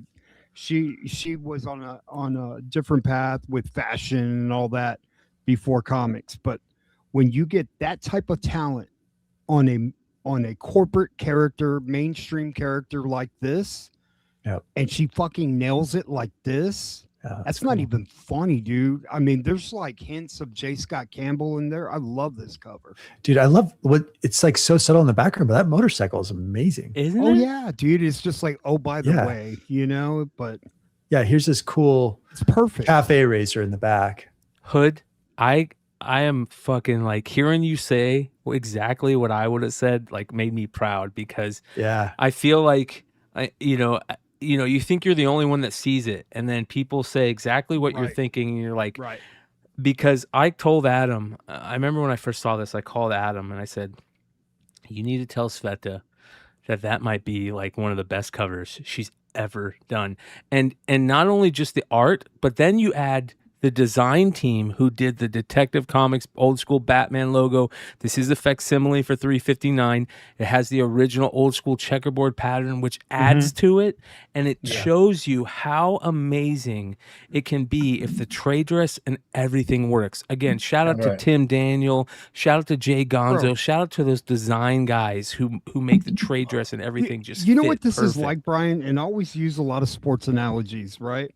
This is like when you see international players and you go, man, if this guy came over to like the NBA or Major League Baseball or something, they would transcend the sport, right? Yes. And this is what you have. Shabina, like, I can't wait to see what else she does. Like, I don't know if this is a one-off or she's going to do a few covers for DC or what, but man, like this is a must-have. Like, I will have this fucking book in a 9.8, dude. Like, without a doubt. Without a doubt. By the way, this is from Sequential Art Comics. I don't know, is there any available still? Let's go take a look, because they might have sold out, but we're going to drop the link just because this is so good. Yeah. I don't have any promo code with Sequential Art Comics. Well, the reason Shabina is so hot is because of us, Brian. And all the shill that we fucking do. This is hard work to shill on an artist that is barely getting by. There you guys go. It's available for $24.99, limited to 1,000 copies. It looks like it's still available. So Brian? I would suggest you go buy some. I'm gonna buy a couple. Hopefully they don't sell out. Too. Let me add. I bought 4 copies. Oh, go ahead. About 4 copies? I was about to say, I'm adding them to the cart real quick. Let me at least get mine. All right. I bought 4 copies of the Zatanna book. So the one that they that they dropped before. So I just got those in. I haven't opened up the package. This is one of these boxes that I haven't opened.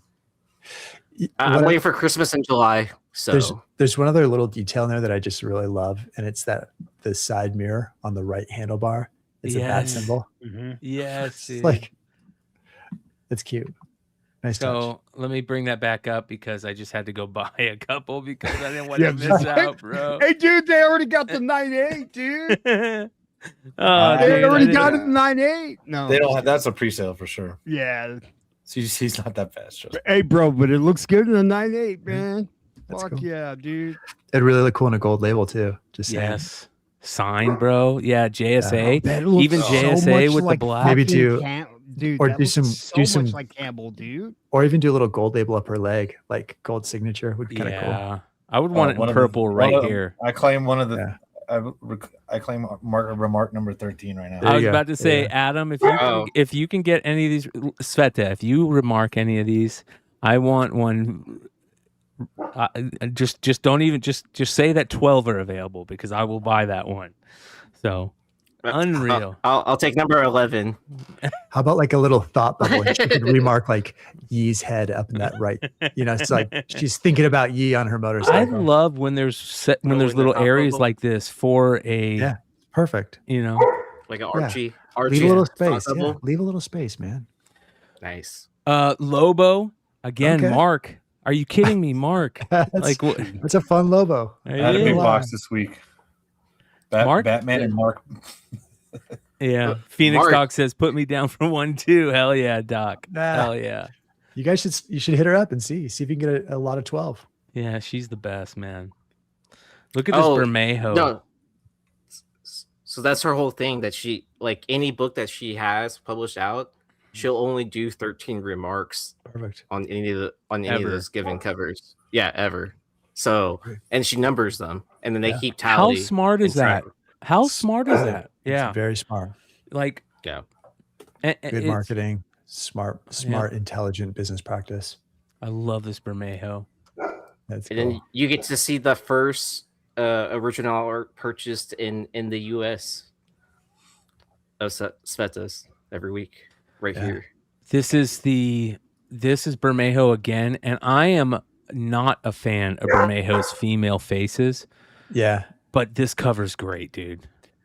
It's a cool concept. Yeah. I don't love the execution, but it's a cool concept. I'm a fan of graffiti and comic book covers. Yeah. I just feel like Miles would be a little bit better graffiti than that. Yeah. Agreed. There's Peter but the tracksuit's kind of a cool idea with Miles. I like that. All right. We have 2 Magic the Gathering cards that are fantastic variants this week. Dude, how beautiful is that art? This is Spider-Man Long Way Home, #1, the Magic the Gathering art. It's Thanos. Yep. Did you guys read this at all? No. Mm-hmm. Hickman's story. Like I picked it up. I started, but I had to bounce out. But yeah, it's so far, it's kind of interesting. It starts off with kind of Punisher and his band of army or military guys. Show that again. Yeah, this is the cover A. Oh, dope. Yeah, it's a good, decent cover, right? No. But it's, Hickman and Kubert. It's cool. So that's a good combo. Yeah, I think so too. There's a really good Mark Brooks, but dude, look how good. This is the 1 in 50. This cool. Art for the Thanos Magic the Gathering card is so fucking good. Yeah. Internet, don't go out on me again 2 nights in a row. Dude, the internet went out on me on the industry show last night. It fucking sucked, dude. Oh no. Dude, do you think your fiber's damaged again? No, it was an outage for the whole neighborhood. Oh, okay. Yeah. What's going on, Cover Price? Come on, let's go. Anyways, here this Magic cool. the Gathering. Look how beautiful that is with the skulls. Yep. It's almost Bjorn Barons. I don't know the art. They didn't mention the artist. Well, if you go back to the card variant. Yeah, the card variant. It's on the bottom left. It is Bjorn Barons. It is Bjorn Barons. Yeah. Look at that. Wow. Dude, that is so good. Hit him up. See if he has it. He might still have it. Man, I really hope that they have a Magic the Gathering Marvel exhibit at some point in time. because they always do that kind of thing with their art prints or whatever, or original art that they have, where they take over whatever museum. Yeah. Real quick, I want to give a shout out to the chat because you guys don't know. We say it all the time, but you don't know how important you are to this channel, to this brand, to these shows. And last night, the internet was down for like 30 minutes.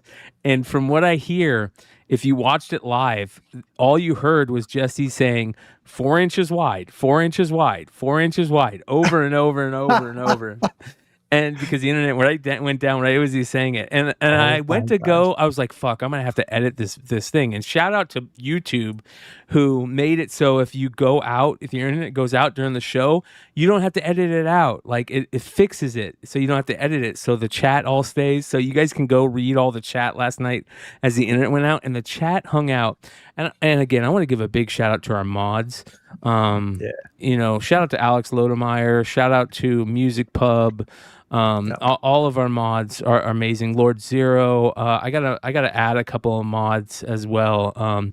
I've been seeing my homie Chuck hanging out here pretty often, and I'm gonna add Chuck to a mod if he's not a mod. But you guys really thank you so much for just holding it down, because you guys definitely held it down. Hey, bro, they're on our team, man. They are, bro. And it takes all of us to, That's right. Have some good content, and it's like all of us being at a comic shop talking shit, and totally.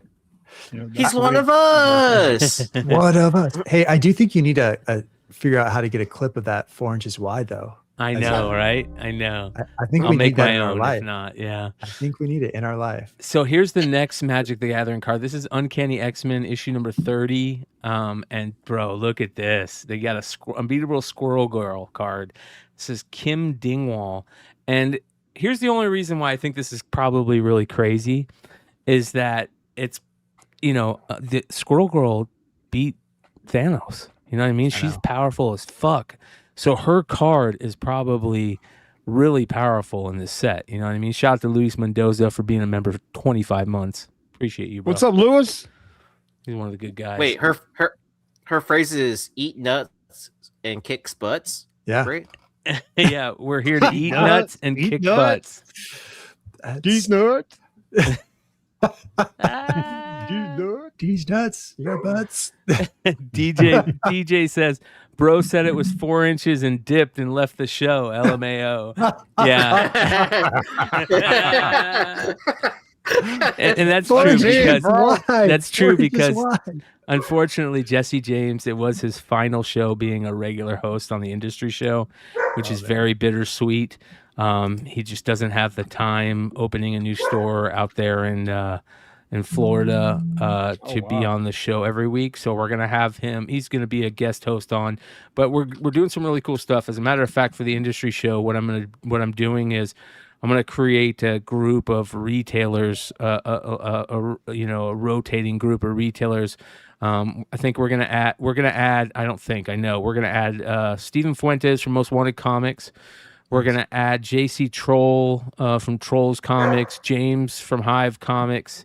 I would love to maybe get, if you're a big retailer out there that, might want to be part of that group, let me know.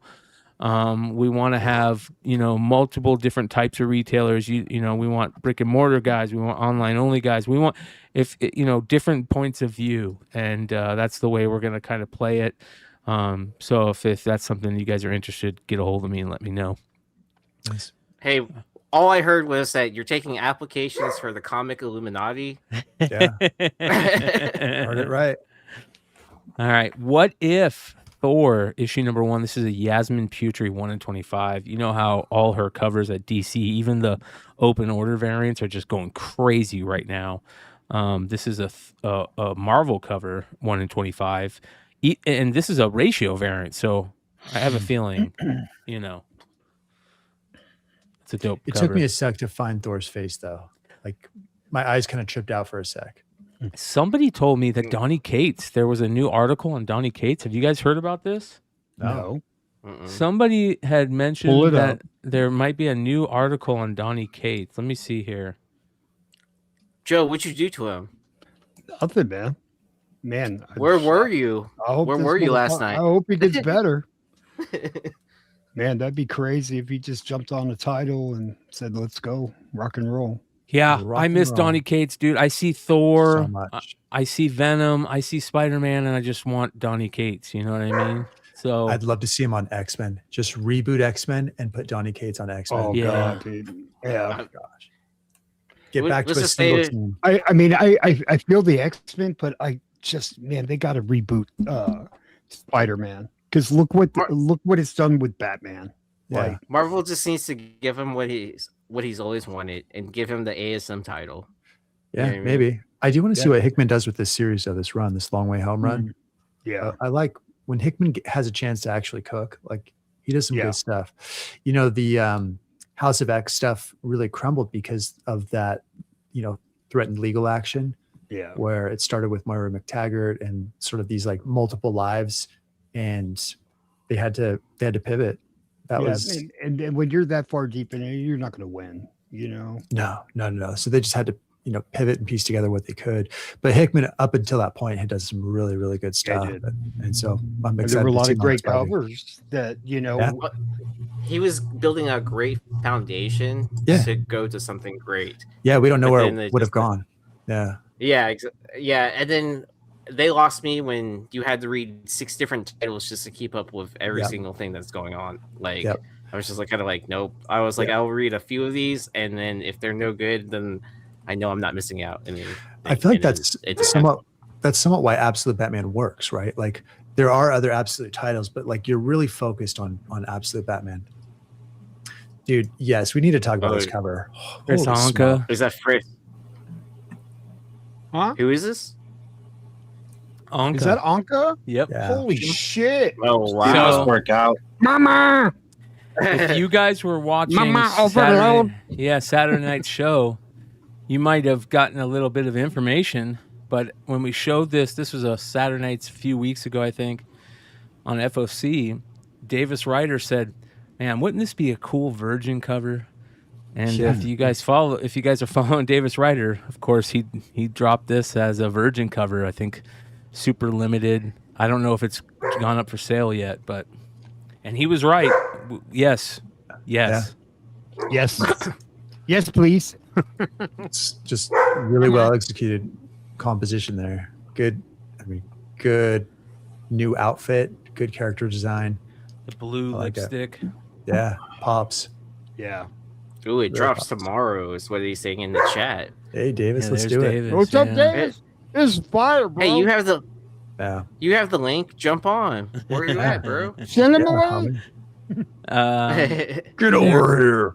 there is a couple other good covers for this. The Alex Ross Dimensions, Namor, yeah. and then this is the soccer cover. That's actually good to see Alex do like that style again. I feel I like he was agree. he was deviating a bit, but that's a good Alex Ross cover. All his Dimensions covers have been fantastic, dude. Is it? Yeah. Is it new? Yeah. It is. Yep. And then G.I. Joe, number 23, Energon Hey. Universe.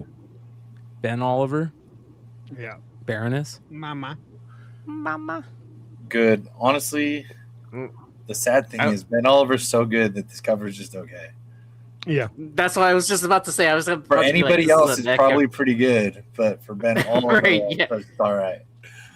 I think that's All a right. compliment. He's Not that he's watching. desensitized. Yeah, it's desensitized because he's nailed all of these, man. And it's a beautiful cover. But I would tell Ben, hey, do something a little bit different, change it up, man. Because then it starts, it's just muted. It starts like, With some of the portrait style, I got to meet Joshua Williamson last weekend. oh yeah, Super freaking cool, man. Yeah, he was already selling stuff off the table. The guy that I aspire to be someday is walking and I want to be Mike someday and walk in and buy the art instead of the comic books. So, I love it, man. So, yeah. so hey, is there a this- cover with Baroness with a ponytail? That's what we need to see, bro. Or pigtails with Baroness. pigtails on Baroness. Bro, why not? I say do a spot Fuck it. do a spot foil with this book. Like put the spot foil on her glasses and then put it on the trade dress behind her head. Okay. I love all these covers. I love the green, hallucinations from Crystal Ball. They're so dope. And I love how they're putting them in the classified Joes. You know what I mean? Yep. Yeah. I like that cover next to it though, with a spot. The green spotted. Yeah. Like hands coming on the ground. Yeah, that's pretty good. I like that. Look at this one though. This is the best one. This might be the best Stalker cover I've ever seen. That is cool. This is the 1 in 25. There was another one that was kind of like that, with Stalker on it. I think it was, might have been G.I. Joe number 4 or something like that. Yeah, I the can't camouflage, the Protella. Yeah. Yep. But this one's good too. This one's real good. It was like 320 something because I know 318 camouflage Portella was the Storm Shadow. So the Stalker must have been like 315 or something, maybe. I bet this cover would look really cool with a jam piece on it. Oh, where bro. you get different. Great point. Holy shit, yeah. Mm-hmm. You could do some really good remarks on this. Mm-hmm. Speak his name and he arrives. Ladies and There he gentlemen, is. Davis Ryder. Look at that. What's We got up, a new man? challenger. With Gotta say it What up? 3 times though. Davis What a Ryder, cover, Davis bro. Ryder, Davis Jesus Ryder. Christ, man. How we Jesus doing? Christ. Yeah. Bro, you're the pretty devil, good. bro. Jesus Christ. Oh, dang. Look Look at at that this. virgin. Wow. Hold on, we Oh got to my show this. goodness. That looks Hey, good. bro, That put is that in the fucking Mylar, beautiful, dude. dude. Savage. Yeah. She told you she was a virgin? Look how just that blue lipstick, bro. I know. It's nice. Yeah. That's good. Excited about it for sure. Let me Limited get to blue balls, bro. 999 copies. Yeah, we teamed up with shout out KRS. He's Mm. actually the one that put it all together. Oh, as, sweet. as he does. And Chris is an and OG. we had printed 3,000 because that's the the minimum amount. Because the trade dress already existed, you're able to, if you get allowed to do the version variant, you still have to do the 3,000 minimum, and then we just cut it down to the 999 just so it was more collectible and cool. KRS Nice. Comics was the first retailer to ever reach out to me and be like, "Hey, just so you know, this is how we destroy our copies." Yada yada yada. And I was just like, when we met them at San Diego, we spent like an hour at their booth just talking about that. Or just Chris is a good chatting. dude. Or exactly like how we're doing right now, just like sitting here talking. Yeah. It was kind of great. Yeah, Chris is a good dude. Yeah. But yeah, when he offered this, I was like, oh, 100%. Like, Yeah. I'm not even gonna think twice about it. Like, I didn't ask what price, or I'm like, yeah, no, I'm in for sure. So I was supposed to stream. I stream on Wednesdays. That's not usually on here because I'm usually live on Whatnot until right about now. But Yep. USPS is trash, and I have an Absolute Batman I'm dropping as well. And there was 3 boxes sent from Texas. One came straight here and was delivered. One is currently in Denver, and one is still in Texas. Crazy. So, Dude, Hey, I had so Is it I can't closer even to tell me you or Hood? We can go get it first. what. dude, I know, If right? it's like in Texas, yeah. Well, luckily the Denver one should arrive tomorrow because that's not too far. It's closer than Texas at least. But then the one that hasn't scanned that's still in Texas, who knows if that's showing up tomorrow? So I pushed the show till tomorrow to hope that they arrive. I got an overnight package of it, and look at this Absolute Batman, the spot foil. "Ooh, Yeah. Oh, nice. dude. that's cool. fantastic." Who is that? This is Santa Fung. Yeah, Santa Fung. Mm-hmm. So I'm Fantastic. waiting for those to show up tomorrow so I can drop them with that White Queen. Where did the Kickstarter end at? It actually ends tomorrow at noon. Okay. So you got chat. You I got haven't checked it. less in than Let's take a 12 look. hours. yeah, I haven't checked it in a while actually. Sweet deals, Yeah, I've had absolute UPS nightmares. dude. They're And, so and they keep being a day late with, I mean, I'm talking like, I'm probably in the last 2 weeks up to like $2,000 in UPS bills. Oh, Get the Right. out of here. Night Are nuts. you kidding me? Congratulations, bro. Thank you, brother. I appreciate it. Isn't that nuts? Drinks It's like, on oh, you David can't Strider. even wrap your All head of around San it. Diego Comic-Con. He's buying drinks around for every attendant. It's cool. The Dang, ongoing dude, does joke the is chick come with the book? Does it come with an action figure? What the fuck? Yeah, I bro? know. It's crazy. Hi. I think I that just speaks to the artists that we got on it. I mean, obviously, we're excited. just We feel good about the IP and everything, but like Godtail, Sveta, Cedric Poulat, like the group of people that I got together for it, I think is what. And then obviously Will just doing his thing, you know. So I was think, chatting with him this week about just his faces on some of this new stuff that he was showing, and he's like, I've been putting a lot of work in on the faces, and it's showing, man. Oh, he's really getting pretty other level. So beautiful. Yeah. So yeah, we're pumped. Wraps up tomorrow. See where it ends at. There's a medal that's getting added like post campaign because Will has got like this big medal collector base. And he usually charges he usually charges 100 for his medals. So I think we're doing $60 for the black. If you got a physical tier, you're getting a free Wheeljack book. That was one of like the stretch goals. Yeah. And then there was 2 colorways, and it was like black or white. And the winner is looking like it's going to be the white cover. So right there, so that white cover that you just passed, that one's going in everyone's packages for free. They got a physical tier. And the black version is going to be available as a metal add-on for a lot cheaper than he usually sells them for. So, you know what's so cool though is this helps fund, like Liefeld talks about this model helps fund future projects too, right? Like, so it's not just a flash in the pan, it's actually supporting the infrastructure to build more creative property. That's amazing. Yeah, I mean, we'll definitely pocket a little bit, but not very much, to be honest. Like, this is, you know, we still have a whole arc that's written and ready to go on art. So like, you know, Simone, he's not just drawing these for free. You know what I mean? He shouldn't be drawing them for free, you know? So this is paying for him to do the rest of the arc. He can start on that as soon as this ends. All the variant artists that we're going to start getting together for future issues. Hopefully we can take some big swings at people like Art Germ or some guys that are usually unattainable and just like, you know what, whatever money you need, let's just get the best covers. Dude, I'd love to see a peach version of this because I asked, trust me, I asked like immediately. That was, I sent messages. I think she was probably the first message I sent, and she was very polite, but she's Marvel exclusive. Oh, that's right. Which every once in a while, like one will pop up. There's a lot of artists that are Marvel exclusive, and I don't really know how that works. I'm kind of curious because you'll see like I saw, what was that, like Shanghai Cowboy? What is it? Or is that the book? There was a book that a bunch of artists did covers for like a month ago on Image, and every once in a while there's like a time when just Marvel exclusive artists are just okay to do an Image book, and I don't know if they just ask Marvel or whatnot, and they just kind of get like, okay, it's an indie book for a friend. But yeah, I don't think me and Peach are close enough for her to ask Marvel to do a Sweet Death, but maybe one day.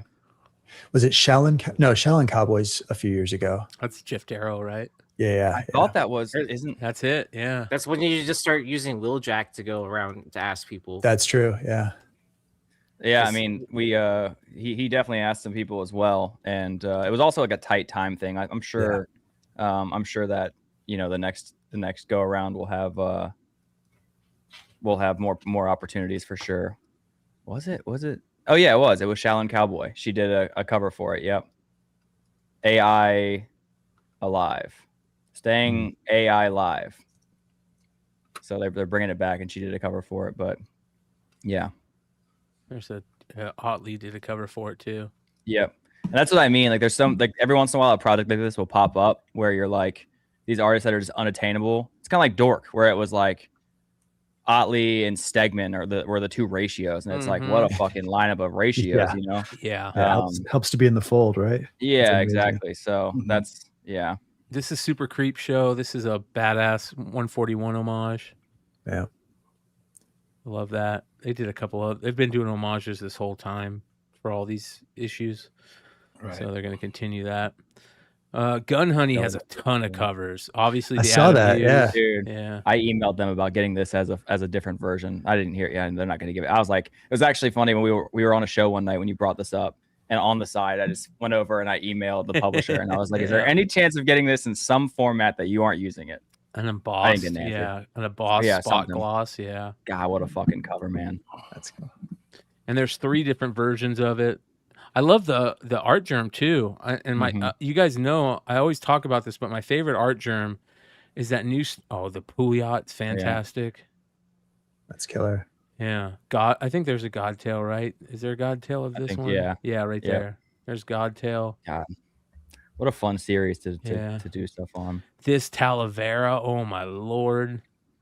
The fun thing about this series is that there's no character design you have to follow. It's just hot girl with gun is the only. So you just Here's your prerequisites. Yeah, that's it. Wow, this one's pretty. Katya, wow, killed that. Oh my lord.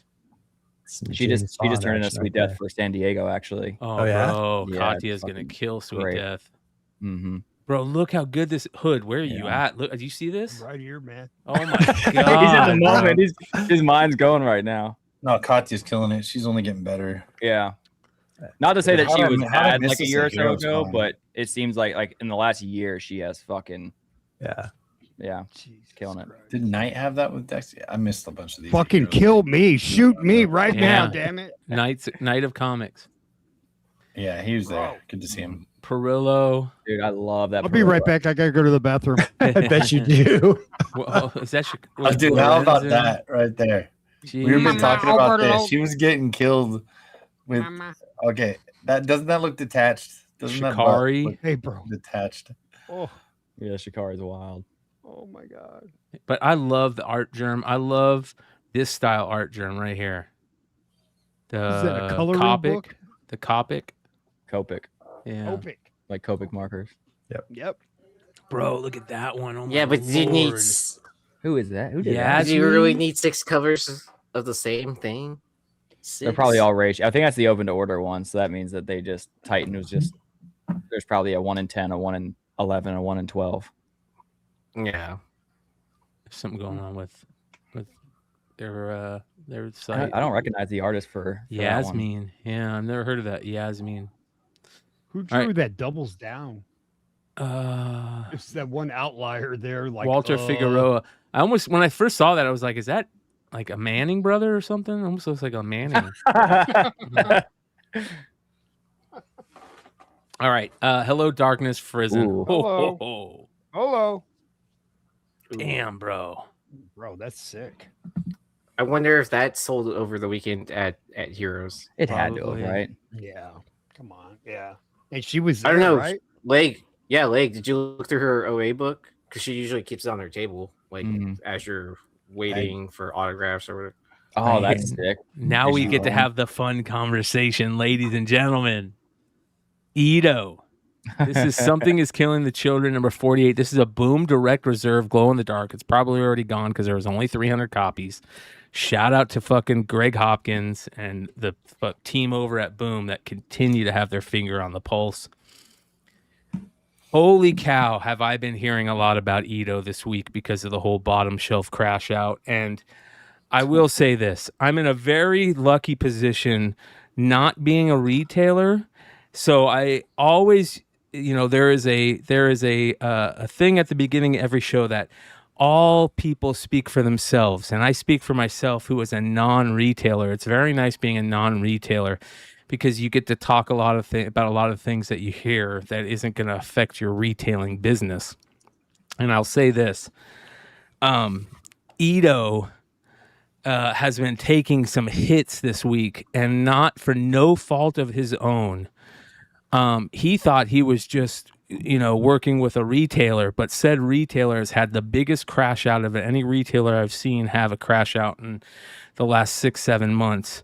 And it's pretty ridiculous. And the amount of people that have reached out to me, including publishers and retailers, creators, saying like, this Ito situation with bottom shelf comics doesn't look good. And so much so that I've heard that multiple people have said that situation is changing and changing drastically. And if that is the case, I want to tip my hat to Annabelle Kirby and to Ito for keeping an ear to the train tracks and realizing how much bad publicity is not good publicity. It's no longer the case that bad publicity is good publicity, especially in this situation. And to hear that that dynamic might be changing and rapidly changing makes me feel good about the community and the how quick information can get out there about the new Jack Flippers, so to say, that ruin it for everybody. So that being said, this Ito cover is really fucking good. It's hard when you can't get books from someone that you want or that you would like to get, and they're not only they're going to be harder to get, but when you absolutely will not support someone. Yep. Like literally regardless. Well, that makes it really easy. That makes it My mom's really not easy. trying to get published, so I don't need to support anybody. Yeah. Yep. Yeah, it makes it really, really easy. And it hurts the Unfortunately, artist, 'cause the too. dude's about us. It has to be. It's brand. It's your brand. Yeah. Has he posted? I doubt he's posted anything about it or anything, right? I don't think so. And if he's smart, he won't. And I'll tell you what would the only thing that I would see that would be smart is if Annabelle put out something, because she's his quote unquote his rep, and that would be the only smart move. No Ito mentioning of it. Let Annabelle be the bad guy. You know what I mean? Yeah. I don't know if the whole thing with him being exclusive. I'm still not totally sure I understand the scope of that because he's obviously done other things for Boom. Yeah, it doesn't sound very exclusive. Dynamite. Yeah, he's done a bunch of things. Skybound. G.I. Joe cover. I had, I mean, even I don't think it's bad to say, or like I don't know if it would stir up anything, but he almost did one of the Sweet Death Kickstarter covers, and it was like it'd be smart. And it was like I asked for him, and she said yes, and I was kind of surprised, and I was like, oh, awesome, and she was like, yeah, he's excited about the projects and the details. What's the deadline? The deadline was just too tight, but like.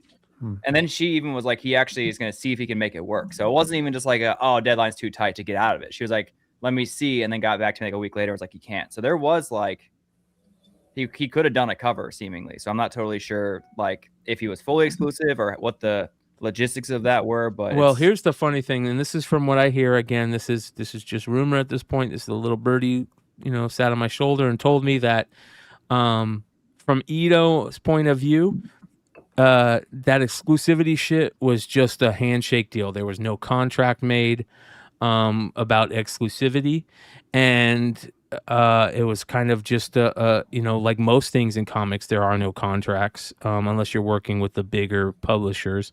But for the most part, there's very few contracts in comics when it comes to this type of deal, and there was no exclusivity there. And here's the other big problem with this is that it's gotten so bad that not only has Ito, been called to task for saying, "Hey, is this your guy over here? Is this your man's over here that's saying, hey, we can only do covers for him?" And not only that, he's reaching out to Skybound, Dynamite, Boom, and saying, "Hey, how come you guys are doing covers with Ito? He's signed to me exclusively." And at the same time, he's not paying artists. Like, I'm sure when Ito and Annabelle heard that he's stiffed a couple of the artists out there, I don't know. I can't put words in their mouth, and I wouldn't do that. But they start hearing that kind of changes things. This whole Andy Dusto thing is very interesting, and the publishers are now saying, we're done with this guy. And that's a big deal. And I wouldn't be surprised if at some point the crash out leads to him being done on Whatnot as well, because he's not allowed to be on eBay Live because of his ridiculousness. I will add one thing to that Duso situation that I also saw that James from Hive commented about, is that because that was like a Transformers book, right? Yeah. You're not if you do a book with Skybound, you do not pay the artist. Skybound pays the artist. Yeah. So I don't know if they had like some deal. According to JC Troll, he reached out to Skybound and said, "Hey, this guy is saying that you paid Andy Duso," and Skybound responded to him saying, "No, that's not the case. We were told that Andy was paid by this person." That is the one you can tell them I'm their rep and I pay them directly. There you go. Yep. So if he did that, if he told Skybound and then didn't pay him, that's pretty damning. Yeah. Yep. It's actually kind of fraud. hard to do that. Like sometimes they give you grief because they want to pay them for their record. So it's like you're kind of jumping through some extra hoops just to not. That's not just like negligent. You forgot to send like there's been a time where an artist hit me up and reminded me, and I'm like, oh shit, sorry, it's been an extra week. I'm gonna send the money right now. Things, but like to jump through a hoop to like avoid paying an artist, that's a different ball game. It's bad luck. If that's what happened. Yeah. Rook Piece says it's potentially defamation if it ends up not being true. What do you mean if what ends up not being true? Because there's been nothing that's anybody said that is fact or fiction, as far as I know. But here's the other thing. Everything that is now coming out about this retailer is nothing different from what's been said behind the scenes for years now. And here we go. I'll fix it. Allegedly. Yeah, there you go. Thank you. Yeah. Yeah. Thank you. So, but that's why I just said if that's actually what happened, because I don't know what happened. If if he did do that, then yeah. Okay, Rook Piece says that he didn't pay the artist, and that hasn't been fully confirmed as of yet. I don't know if it's been fully confirmed. Just what I've seen is called into question that he's been paid or not. And listen, again, if the shoe fits, wear it. If there's smoke, there's fire. Whatever. I mean, if that ends up not being true, that doesn't mean all the other things that happened didn't happen. It's not like that was the one thing that he's being taken to task for. And here's the funny thing. I know there's a ton of people out there right now that have the same 5 to 10 minute fucking voice clips sent by fucking Will at Bottom Shelf Comics in their messages and DMs that I have. And if that's the case and all those people put out those psychotic raving messages that he does, it would be really funny, and I might have to join the club. But I don't think that I ever got one. I got lucky on that one. Bro, I don't understand that. I'll never understand that. If I wanted to hear a voice message from you, I call you. That's why it's a text. You know what I mean? Like I'm not gonna fucking listen to that shit. Yeah. Dude. Okay, Boomer. Talk to text also fucking works. Yeah. It's 2026. Let's go. Like if I don't listen to your message right away, it's because I've been in public and I don't do that. Yeah, for sure. Rebecca Puebla. You guys agree with me? This is the 1 in 25 ratio for something is killing the children, number 48. It also has this beautiful Anwita Chitria. I don't know how to say the name. Oh, I thought it was Jenny at first. I thought it was Jenny at first, yeah.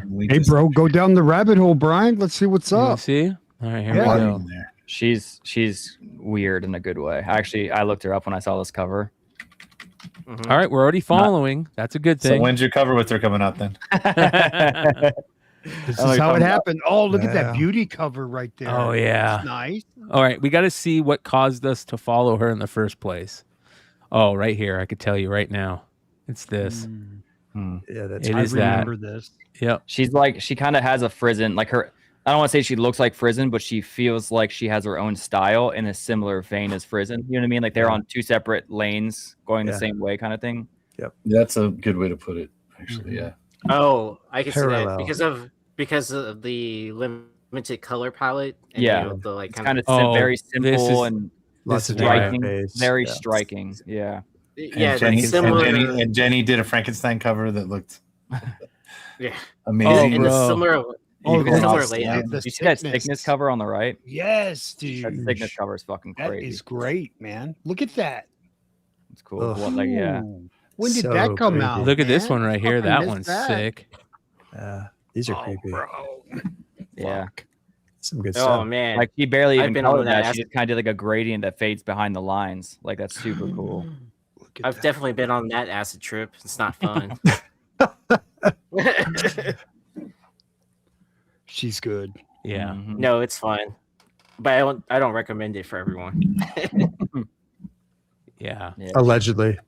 Oh yeah. Thank you. Allegedly is the new bit.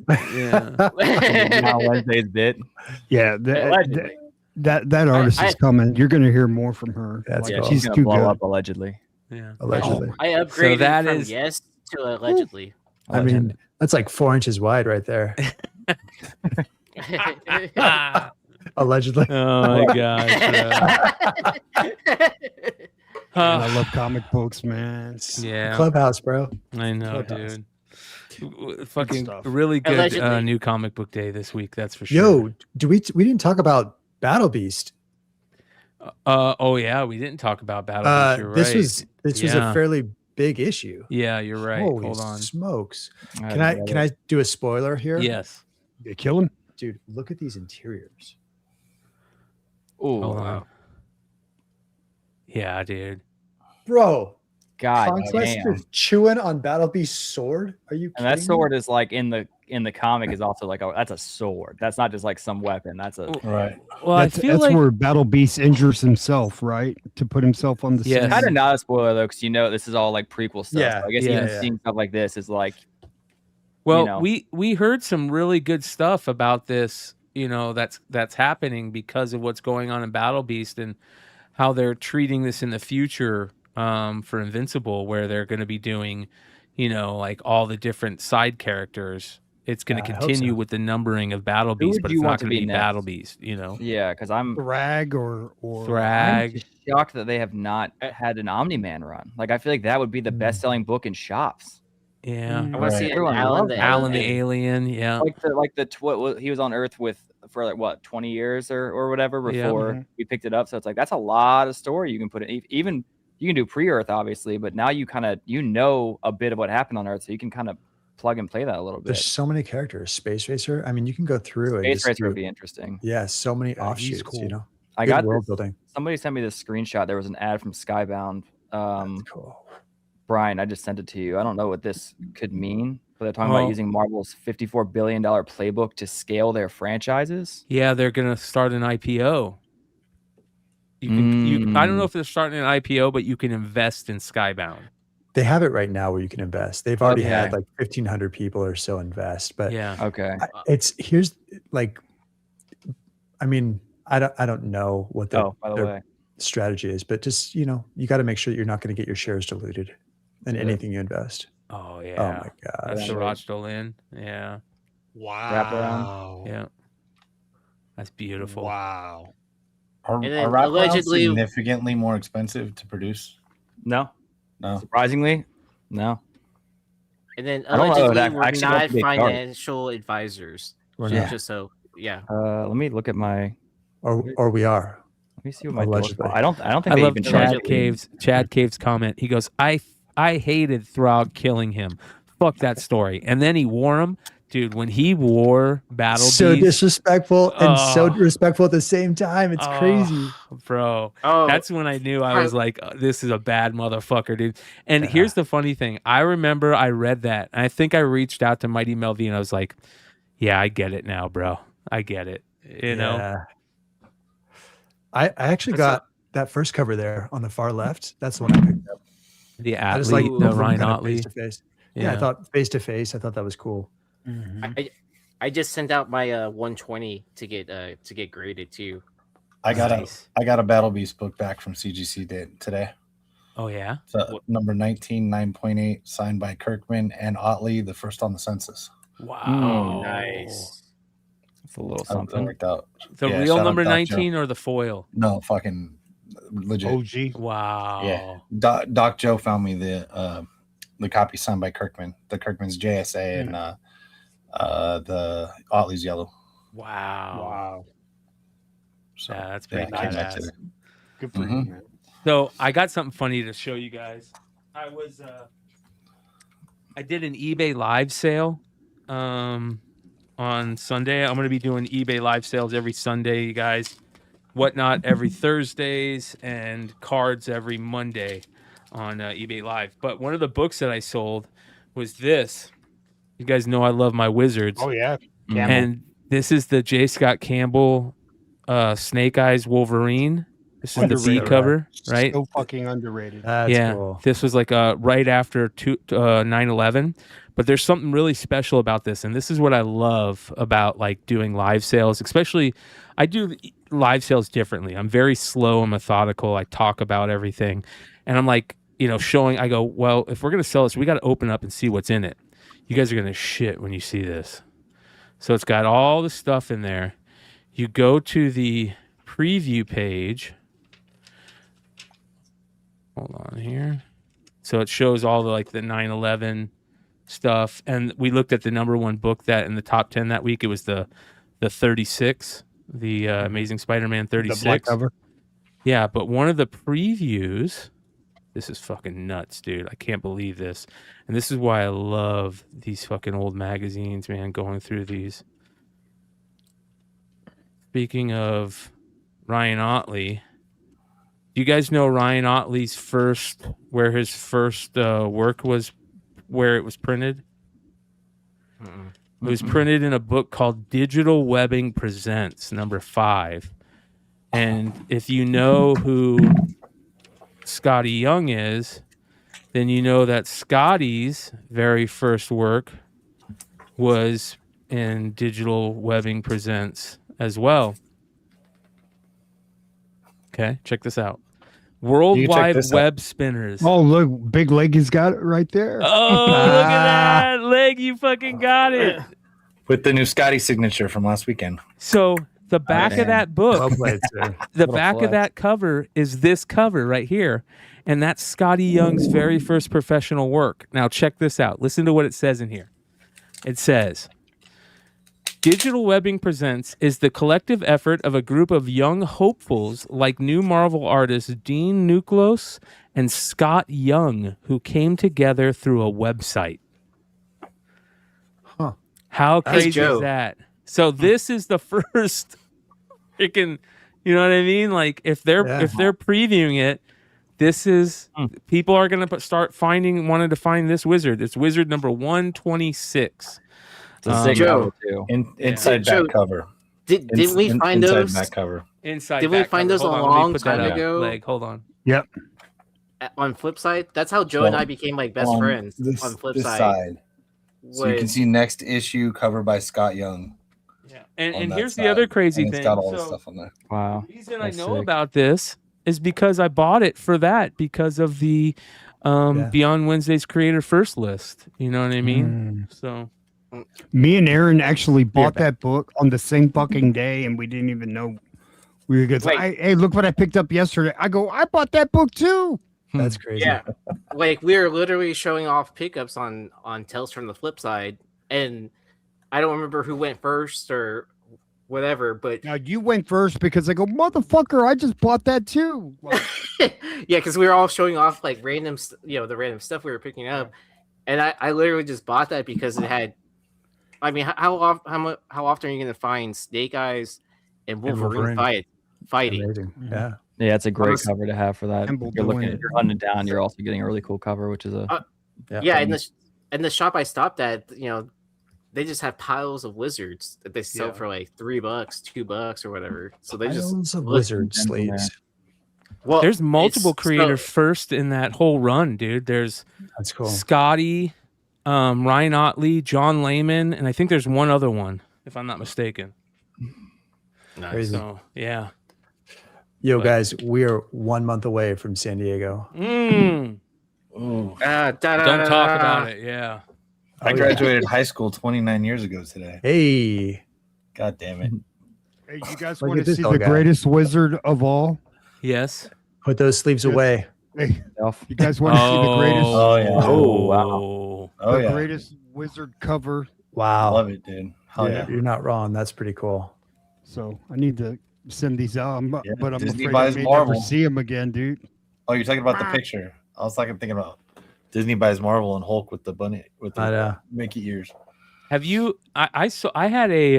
I think I might have had a super high sale. It might be the highest yet for this book. I gotta find out for sure. But I sold this book, and you guys know I talk about this all the time. Second Stage Turbine Blade #1, the Coheed and Cambria concert version. So if you guys don't know, there is 2 of these that are made. There's one that's made that doesn't have the Evil Inc. logo and it says Coheed and Cambria right here. And then the other one says Evil Inc. Evil Inc. is the comic book publisher that Coheed and Cambria created, or the lead singer created. But I had this one. This is a 9/6 of this book that Leg actually pressed. And dude, I sold this book for $1,400. Fucking nice, dude. Yeah. So speaking of San Diego, rare, dude. yeah, speaking of San Diego, this is going to the San Diego Fund. So much thanks to whoever bought this. This book is, and here's the crazy thing about this book. So the first concert I ever went to of theirs, dude, I remember this is a crazy concert, dude. So I took this chick to see them at a show, and dude, this chick was fucking smoking hot, dude. One of the hottest chicks, dude, I've ever fucking was hanging out with. And she fell in love with me at this Coheed and Cambria show. And the reason why is because I bought this fucking comic right here. And she's like, "You're into comic books?" And I'm like, "Fuck yeah, I'm into comic books." Doesn't usually go that way. Right? It doesn't usually go that way, bro. Ever. Check out my house. Yeah. So I bought. How are you not married? I know, right? I know, right? Jesus, I should have fucking. Anyways, she was crazy though, but that's okay. That's okay. Hey, the crazy hot scale, dude. You just gotta know where you fall on it. I know, and I kept that book, and this is the book that was that book right here.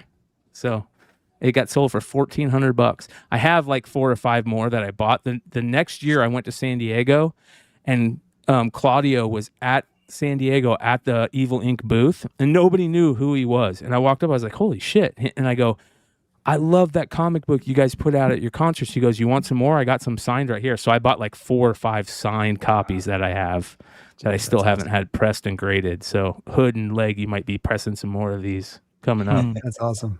Yeah. Oh, I bet that's gonna look cool with the JSA label. Yeah, you know what? With that black, black and yellow. I love bands when they do comic books. Not just bands, hip hop artists. I have a really good, cool one from Denzel Curry. Denzel Curry did a comic book. There's a new comic book I saw. Cool. Pusifier's doing. Maynard's band is doing a comic book. That Chad Heinrich is doing the art for. And then I saw this. Do you guys know who Ralphie May is? Remember Ralphie May? The comedian? Yeah. Rest in peace. Oh, yeah. That was fucking Yeah. Yeah. So his wife was also a comedian, Lana Turner, and she created a comic book superhero when she first met Ralphie, and she had it made into. She actually had it made and had. Let me see if I can find this. So, and she said that on her page, she has the foil variants, and I was like, "Holy shit!" She's talking about retailer exclusive variants and shit. So let's see if I can find it. But this is the type of stuff that I love. I love finding these type of things. Gallery, videos, press, calendar, about. Let me see if I can find this. Lana Turner comic book. Oh, this is almost like that Mark Hamill Jack in the Box right? comic. Yeah. Yeah. Pounds Man, of I Power. wish I just ordered one. Pounds of Power. That's what it's called. Oh my gosh, bro. Yep, look at that. So this is her comic book, and supposedly she has on her website, you can only look at there's Ralphie, wow. Dude. There's Ralphie. So you could buy the foil version supposedly here. So I'm gonna drop a link. Here we I go. think Ralphie had that one line where he had the mic in front of him and he goes, "Oh, let me move this so y'all can see me." Mm-hmm. So there's a new documentary about Ralphie. That looks like if you got a collection, you'd be digging through a long box, and this would be like a 2006 series, Yep. Because I love that. Yeah. Feels dude. And here's the crazy thing. A lot of these comics that we're talking about, that's how they get found. Is you buy a collection or a comic shop gets a collection and they're in there. Yep. Totally. Oh, So do you know the artist from The Office, that actually did the Jim Halper comic?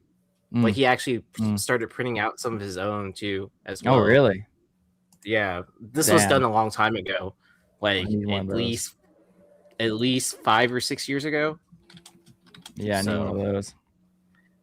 So I know he was selling a few on eBay at a time. So I don't know how much they are now, but I imagine the market's kind of been saturated over the years. I need to find out if this is real. Did you guys see Transformers? Looks just like a real Nike box. It's in Japanese. Oh. The instructions, the figure itself. I gotta tie the little bow on it. Look at that. Transforming time. Bro, it's a Nike free Transformer promo. This is crazy that I've never heard about this before. This one's actually pretty easy. He actually wears Nikes too. There's one more cool thing. His blaster is stored in his shoe. My name is Optimus Prime. The Nike Optimus Prime. Have you guys ever seen that? Oh, fuck no. Is that I real? want it, but I have not seen it. It's AI, bro. No, I don't know. I want 2 of them so they can sit next to each other. And also, it's a shoe. Can you get left and right? There's a black one too. So they come in 13s. Bro, that is can I so transfer them cool. onto Nike my might feet? be 14. Check can I it. Ain't no way. them Ain't onto no way. Can I transform them onto my feet and then take it off and then have a toy? You gotta look here. Nike Transformer. Oh no way, bro. 200 bucks. So they are fucking real. They are real, dude. Oh my gosh, so it's like bro. Here's one on eBay right here. Model. How much is that? 250 bucks. It Dude, comes in a that's not Nike bad. box. That doesn't seem that bad at all. Takara. Is it official? It looks like it's official. real? Takara. That's who originally made Transformers. Yeah. I mean, that logo on the bottom. Then That's gotta Nike be. probably. God Yeah, damn I it. mean, Why did you show this, dude? Fuck, man. That looks legit. I feel like three out of the 6 of us are gonna show up with pickups next week. Hey, check out what I got. Bro, that's one of the coolest promos I've ever seen. Damn it. I didn't know they made that. That's cool shit. Let's see if there's other ones. Here we go. Look. There was a comment on that post that said they had a Decepticon. Yeah. There's Dude, 3 of them. Dude, look at that. Fucking bitch. Silver and black. That's Megatron. Is that Shockwave? Is that Soundwave? Who is that? Convoy. The other one's name is Convoy. So you got Optimus, Megatron, and Convoy. Oh, they royally screwed up because they own Converse. They should have made Convoy a Converse shoe. Yeah. Yeah. Bro, that's so cool. So here you go. Now you guys are gonna have to buy them. You can buy all 3 for $240. That's a good deal. When did these come out? Shipping from Japan, though. There's Convoy. Look how good that came out. 2000 to 2009. No way. I don't remember seeing anything about Nike Transformers. If there's anybody that knows anything about those, let us know because that is one of the coolest things that I've ever seen. You think Kirkman knows about that? Probably. Well, I don't know. Maybe not. You know, because Yeah, it was dude, out I've of never his. seen that. It was out of his wheelhouse at that time. I imagine. You know. I bet Clutch has seen those. Yeah, maybe. I loved, old school Battle Beasts, Muscle Men, all the old school little figures and stuff. And one of the ones that I wasn't really into, my brother was really into, was Monster in My Pocket. And I saw this, bro. And if I could buy that, I would buy that. Those. I fucking remember those, dude. My gosh. So fun. I love how they're flipping the bird, dude. Yeah. Oh my gosh. So Also, can we do a group Pounds of Power Rafi May variant. Bro, Oh, I would be down. We should reach out to her to try and do one. Come on, Right? And This so is the first two issues are out. I looked on my comic shop. You can check get this them. out. They're $5 each online. Here you go. So it started off like 20 years ago. I wrote the first one after a conversation I had with Ralphie about a fat superhero that he wanted to play. And I was like, that's a great idea. So I sat down and I wrote the first kind of like how this character Johnny comes into being. So I sat down and I wrote the story arc for 4 books and started the process of hiring the artist or the line. You do lines, you do colors, you do, the text. And I have incredible artists that worked on it. I have an art degree, but I can't draw like that. Like, I don't know how they did that. I mean, they're just amazing. And now I have book 1 is done. And it's called Pounds of Power. I got a website, so you can buy one there. My website has special foil edition. It's very special. Like, you can only get it through me. Whereas the ones that are hitting the store are more like just the normal comic book. And those, I think, are going to be available this week or might already be in the stores. And I'm so excited. So go get a copy. Isn't that cool, dude? That is cool. Yeah. There's a new documentary coming out that she did about Ralphie that looks amazing, that they're going around the country. It's out of love for an awesome guy that passed. Dude, can't get cooler than that. Yeah, that's cool. By the way, I don't know if you guys saw, but we did our comic book drama alert last Saturday, and it included this guy right here. Did you guys hear the news? No.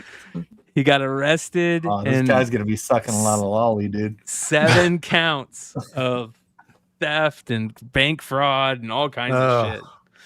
So they finally caught him, you guys. 27-year-old Baliram Ramkasoon has been running around NYC taking deposits for exotic luxury car rentals and disappearing, scamming innocent customers out of thousands. A few have reported compromising credit card information after dealing with him. Dude, he stole like probably $15,000 or probably $50,000. That's what I said, dude. Like he's like a movie character. Yes, dude. Like I feel like you don't usually see thieves to that degree that are just that's just their whole bit. Yeah, dude, what do I wake up and what do I steal today? Yeah.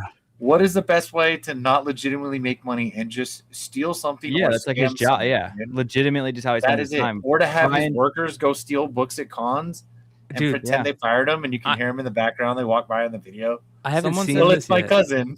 Someone said that he sold like fake Pokemon cards, and I'm like, see, that's a whole different business. Like he's spreading his wings. You know what I mean? Like you don't just do that. You got to learn how to do that. Check this out. So he's inside the house, guys. There's a scam artist that lives at this building. This is Epic's house. Russia. He's a scam artist. He steals people for their collectibles and steals their watches. Steals people. Oh, he does not steal people. Maybe reword that. I am on live stream right now showing this. So this way he don't claim. Is this illegal? That anybody's going next to his house. So yeah, as long as he stays in the street. You go and you claim that you're going to call the cops. Call public the property. cops. Like walk up to the window shirtless. I am telling just, your scratching neighbors his chest he's a and thief. what the? This guy's like walking around shirtless and shit. He's a scam artist. Everybody look. The address to his house where he's a scam artist. I mean, this is crazy, dude. Look at that moped, dude. Somebody finally did it, which is crazy. I'm kind of surprised it took this long after all the shit he's done. Yeah, dude. Sheesh. Fucking Just garbage. live streaming outside of his house, dude. That's how you put the pressure on. He steals people. He takes deposits. He steals people. Something's never changed. He's going to be taking a lot of deposits in prison. There's no way he doesn't have something to do with some human trafficking, dude. Hey, bro, Brian. He's got to steal some people. Hey, Brian. Or just get charged. You got to get him on. You got to get him on for an interview from prison, bro. Yeah, dude, get him back on the phone from prison, bro. How are the deposits going in prison, sir? People put money on your books, bro. Like, what are people depositing? You'd be like the next Larry King, Brian, you know? Dude, I can't wait for the Hangover style movie. to be released for this? No, he's not only 27. I don't know. Bro, he went around his neighborhood and put up these signs. God damn. I remember when Thorough had sent me the video. He goes, take a look at this hood, and I had just gotten out of work and I had it on a loop. I recorded it on my phone. I had it on a loop, so I'm just like laying there, and then I see the kid doing the sandwich with the switcheroo? books. I go, Yeah. motherfucker, dude. And like someone that like does that type of stuff, like that's their livelihood. They're like I mean, that's how you make a living. Yeah, they're like, there's he's a lot fired of that guy. people that He's all fired that guy. He's all.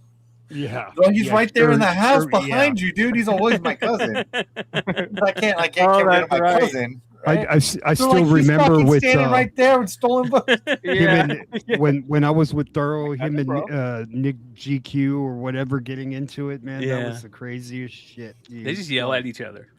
That's why I realized I was like, you can't have both of them on the same time. You have to interview them one on one. You know what I mean?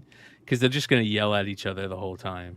God, what a era of comic books that was. That 6-month period of like Nick GQ and Epic Nation death threats and this guy stealing from this place. And I don't know how I got caught up in all of that shit, dude. Like I'm like, it's like what some the bricks fuck and did I just minifigs walk type into? drama. Dude, It is.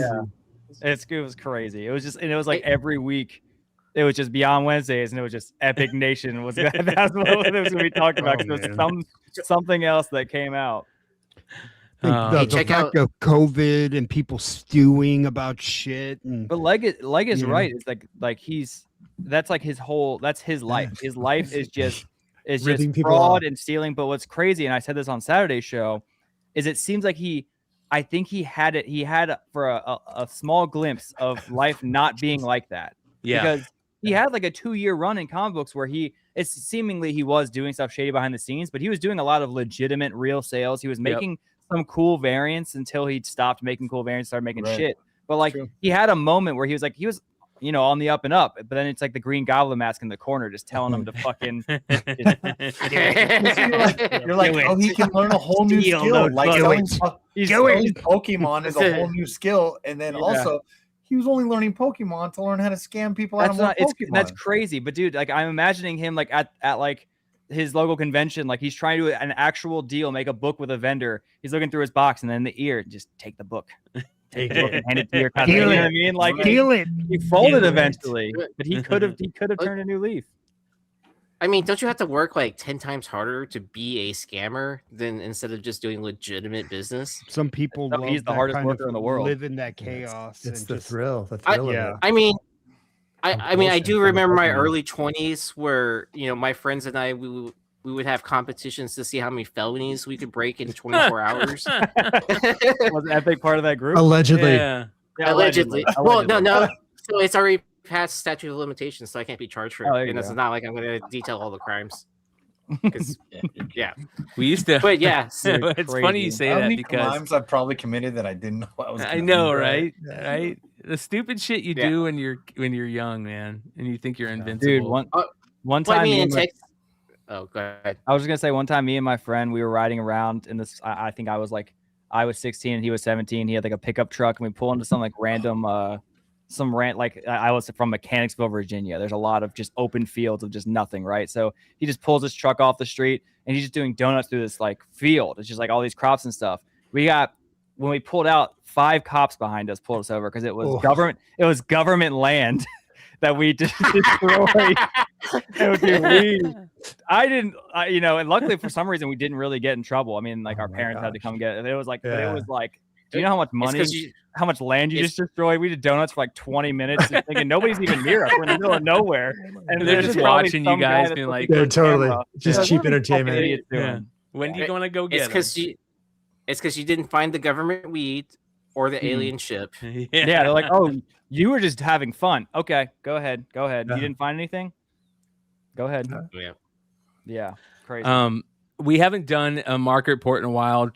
Don't worry, I will bring back the market report next week. But this was very interesting to me. You guys know The Royal Guard Yeah. is like my favorite. It is Boba Fett, the Royal Guard, Jedi Luke. Like those are the things, right? And this was a production-made Emperor's Royal Guard helmet from Jedi, sold for $91,000. That's honestly, that's not a bad purchase. That's fucking amazing. Yeah, Do you guys now I have remember- it, and you. That's a now I have it, and you don't kind of purchase. What do you want? Yeah, do you want to pay $200,000 for it? Because I'm the only one that's got it. Yep. Do you guys remember what was that guy's name? Mike, who old school Flipside days that had all the Star Wars production stuff. Oh, all the cell. Yeah, and he had actual guns, actual helmets used in movies, and they were all the masks. I can't remember his name. Mike. Unpunched, Bato. Unpunched. Because he was the one that passed away, right? No, he didn't pass away. Look how pretty that is, dude. I don't think so. Unpunched. But he had like 4 or 5 helmets, a bunch of masks, guns. He was on the show with Nate. Yeah, Mike Moore. Mike. I don't know his name. Chat. Remember if you let me know. He was a. Right, I don't know. He was next time we see Nate, we just need to ask him. Yeah, I can't remember. Because Yeah, there's a big overlap with art collecting and prop collecting. Yeah. Yes, Big Black time. Mamba. His last name was Hunt. Yeah. So I forgot the name of the show, Brian, but they were trying to match. This guy allegedly found Luke's lightsaber. Prop. Yeah. Right. Did you see that? I And they saw were trying that. to film match it. Yeah. Right. It's almost like a jersey match, but they were trying to match it. screen And match. they couldn't match it. Provenance. But but there was a lot of things that kind of led them to believe it could have been a prop, because keep doing that. The old lightsaber stick or whatever that they got broken off. I don't know. Did you see that? It came out the other day. God, Yeah, it was good. I did see that. Wasn't there like a piece of hardware equipment that you could buy that was based off of the original Luke Skywalker? Old camera. Yeah. The flash lens. He used right? multiple pieces of equipment from different things to make it, but yeah. Yeah, but I mean for the hilt itself, Yeah. right? But it's it's added. That's it, Ted Morello, Mike Morello. Wow. That was it. Yeah. There we remember go. him? Yeah. Oh, dude, that guy was awesome. My cover tunes. He was kind of a douchebag, to be honest. I missed something. I mean, I was friends with him. Here's something crazy. Did you guys see this? They found the 52 Mantle Redemption in Tops. What? I don't know what you don't. So they put a bunch of rookie redemption cards since it's the 75th anniversary of Tops, right? And so the mantle was obviously the big chase. So what I was gonna say is now, so that means since it's found, that means the price in Series 1 should drop. Should drop, for hobby yeah. boxes. Hopefully, but I mean you can pull other rookies throughout this. See what it's sold for. Because it should be. They put it up on eBay. Let me go up here. Go 1952 Mickey Mantle Redemption.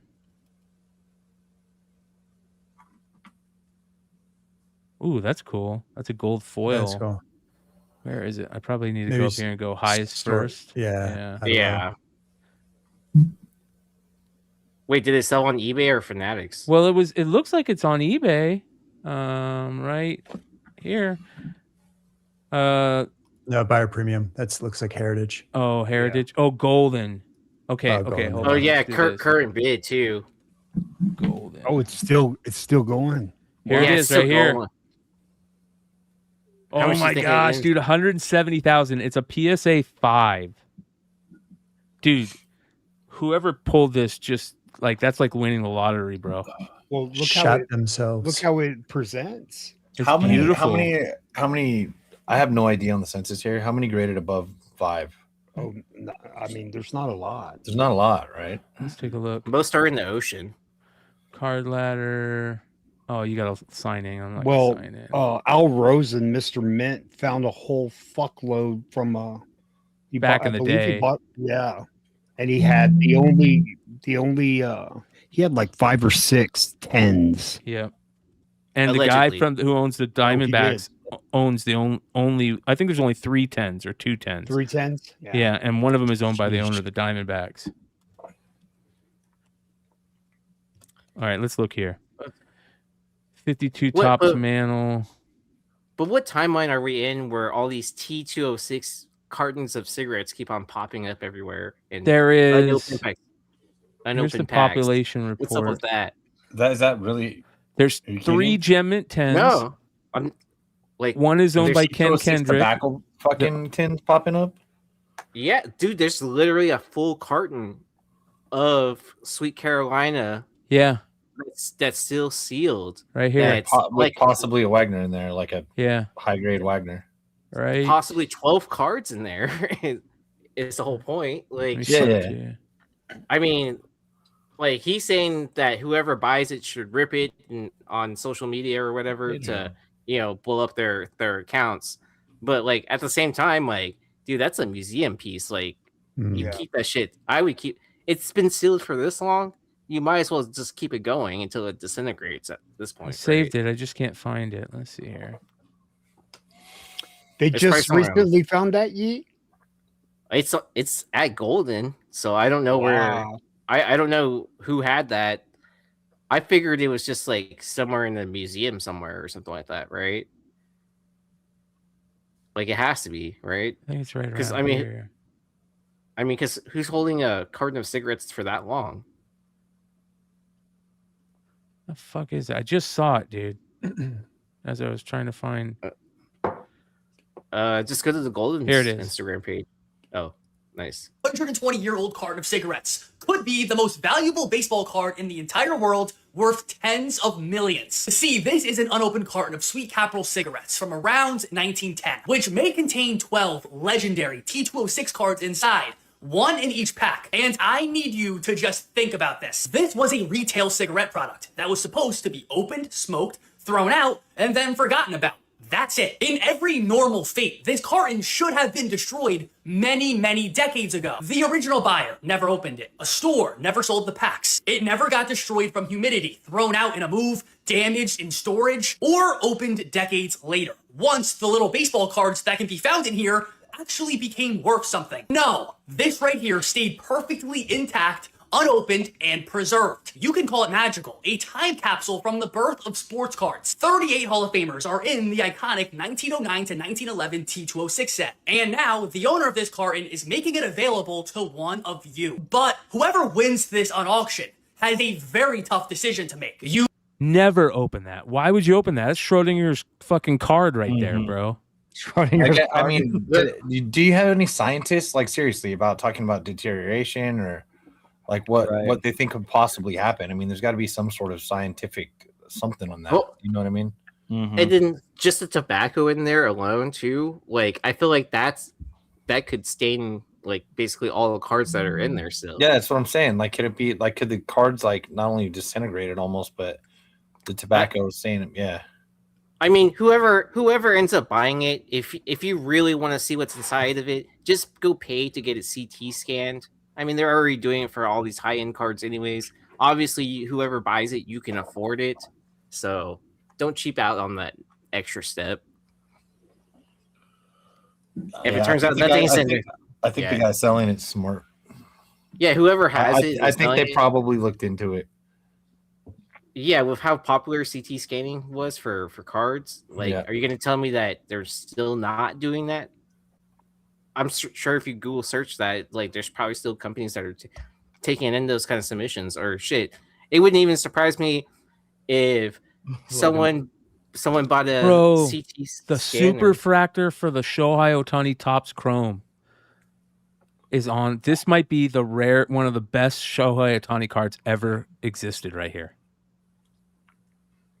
It's already at 1.25 mil. One bid. Man, I need to go sell There's an Illustrator card. Yeah, I'm putting my Topps Chrome refractor up for 10 grand. Buy it now. Best offer. I'm gonna do my home field advantage for like everyone has theirs listed to like 3,000 to 5K right now, and I'm thinking about tanking it and just listing mine for 2,500 or something like that to be like, half off of someone else's. Why would you do that? Fuck no. Put it up for the last one that sold was 1,800. What is the highest one? What is the lowest one that's available on for sale? 3K. Put yours up for 25 for 2,800 OBO. Okay, and then accept 25. Fuck yeah. Just a good idea. Look at Dude, all these I was cards, surprised it was. bro. I was surprised it was selling more than like some of his rookie cards I have. To be completely Dude, honest. Shohei stuff is crazy right now. I was gonna end up keeping my refractor, but now I'm just like, you know what? They're selling for like $8,000, and if I put it up for $10,000 OBO, and somebody says I'll give you 8,500 or $9,000, sold, gone. Oh, what I found out by talking about sports cards like that and saying that you're gonna list something, there's a lot of sports cards fans out there that hit you up. Is what I found out really fast. Like, because remember when the Knicks won, and I said I was thinking about listing that Brunson Genesis. I had 3 different people hit me up about it after the show. Wow. Like, you sell it? staggered throughout a few days. I already sold it. What'd you The sell first person for? that hit me up. Yeah, you sell that shit, dude. I sold it for $300. Not bad, bro. I just matched the last sold because it was it was a listener, and then B, like, I'm not trying to penny pinch like our listeners. Yeah, that's like, fair, dude. Yeah. I mean, they spend a lot of time listening to us like rant on about whatever. So Right, probably buy a book here and there. So I got to give a big shout out If I ever sell another one. before we end the show tonight. I give a biggest shout out to our boy Vinny Kumar, who is he's by far one of the best collectors I know out there. He's got such a wealth of knowledge about just collecting everything, comics, video games, manga, all kinds of stuff. And I remember him talking about this, the OG Astro Boy first appearance. And I think he's got one of these that he found when he was in Japan. This is a 3.0. It has no bids on it yet, but I would be interested to see where this is. Dude, Vinny's got so much shit. It's unreal. Since we're talking about some stuff from Japan, check out Google Chat, what I just bought. All right, let's see here.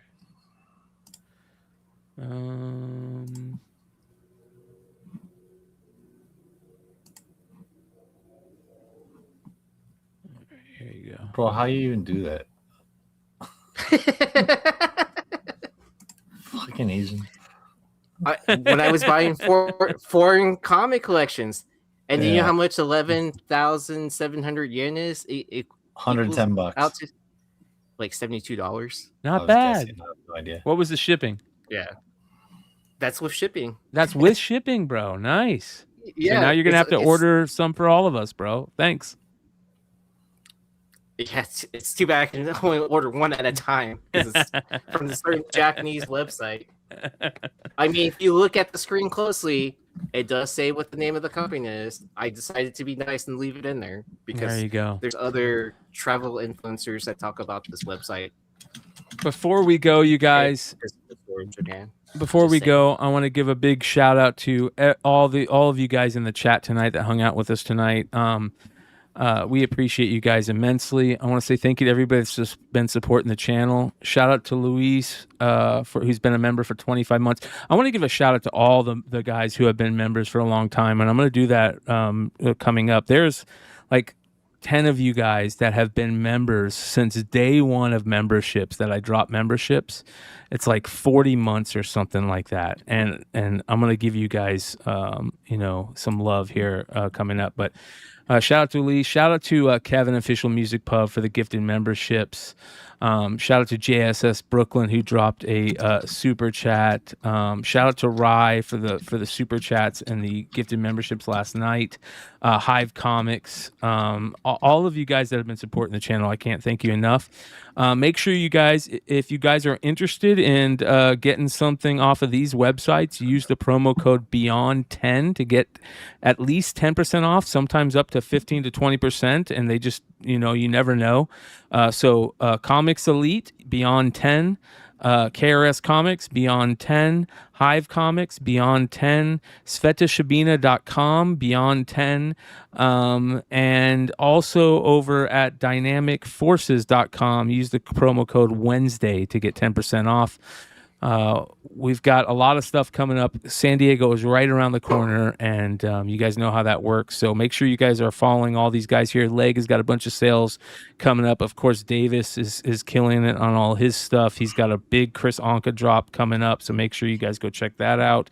Go check out SNIKT.com for the new Dork reader series with all the art. And, give me and Yi a follow, as we'll be doing sales here and there in the next couple of weeks as well. I'll be doing a sale probably tomorrow night on Whatnot, and then back to eBay Live on Sunday and Monday, and then right back here on Saturday night for Modern Comic Mayhem. We love you guys. We're going to go hang out. Peace. Life moves pretty fast. You don't stop and look around once in a while, you could miss it.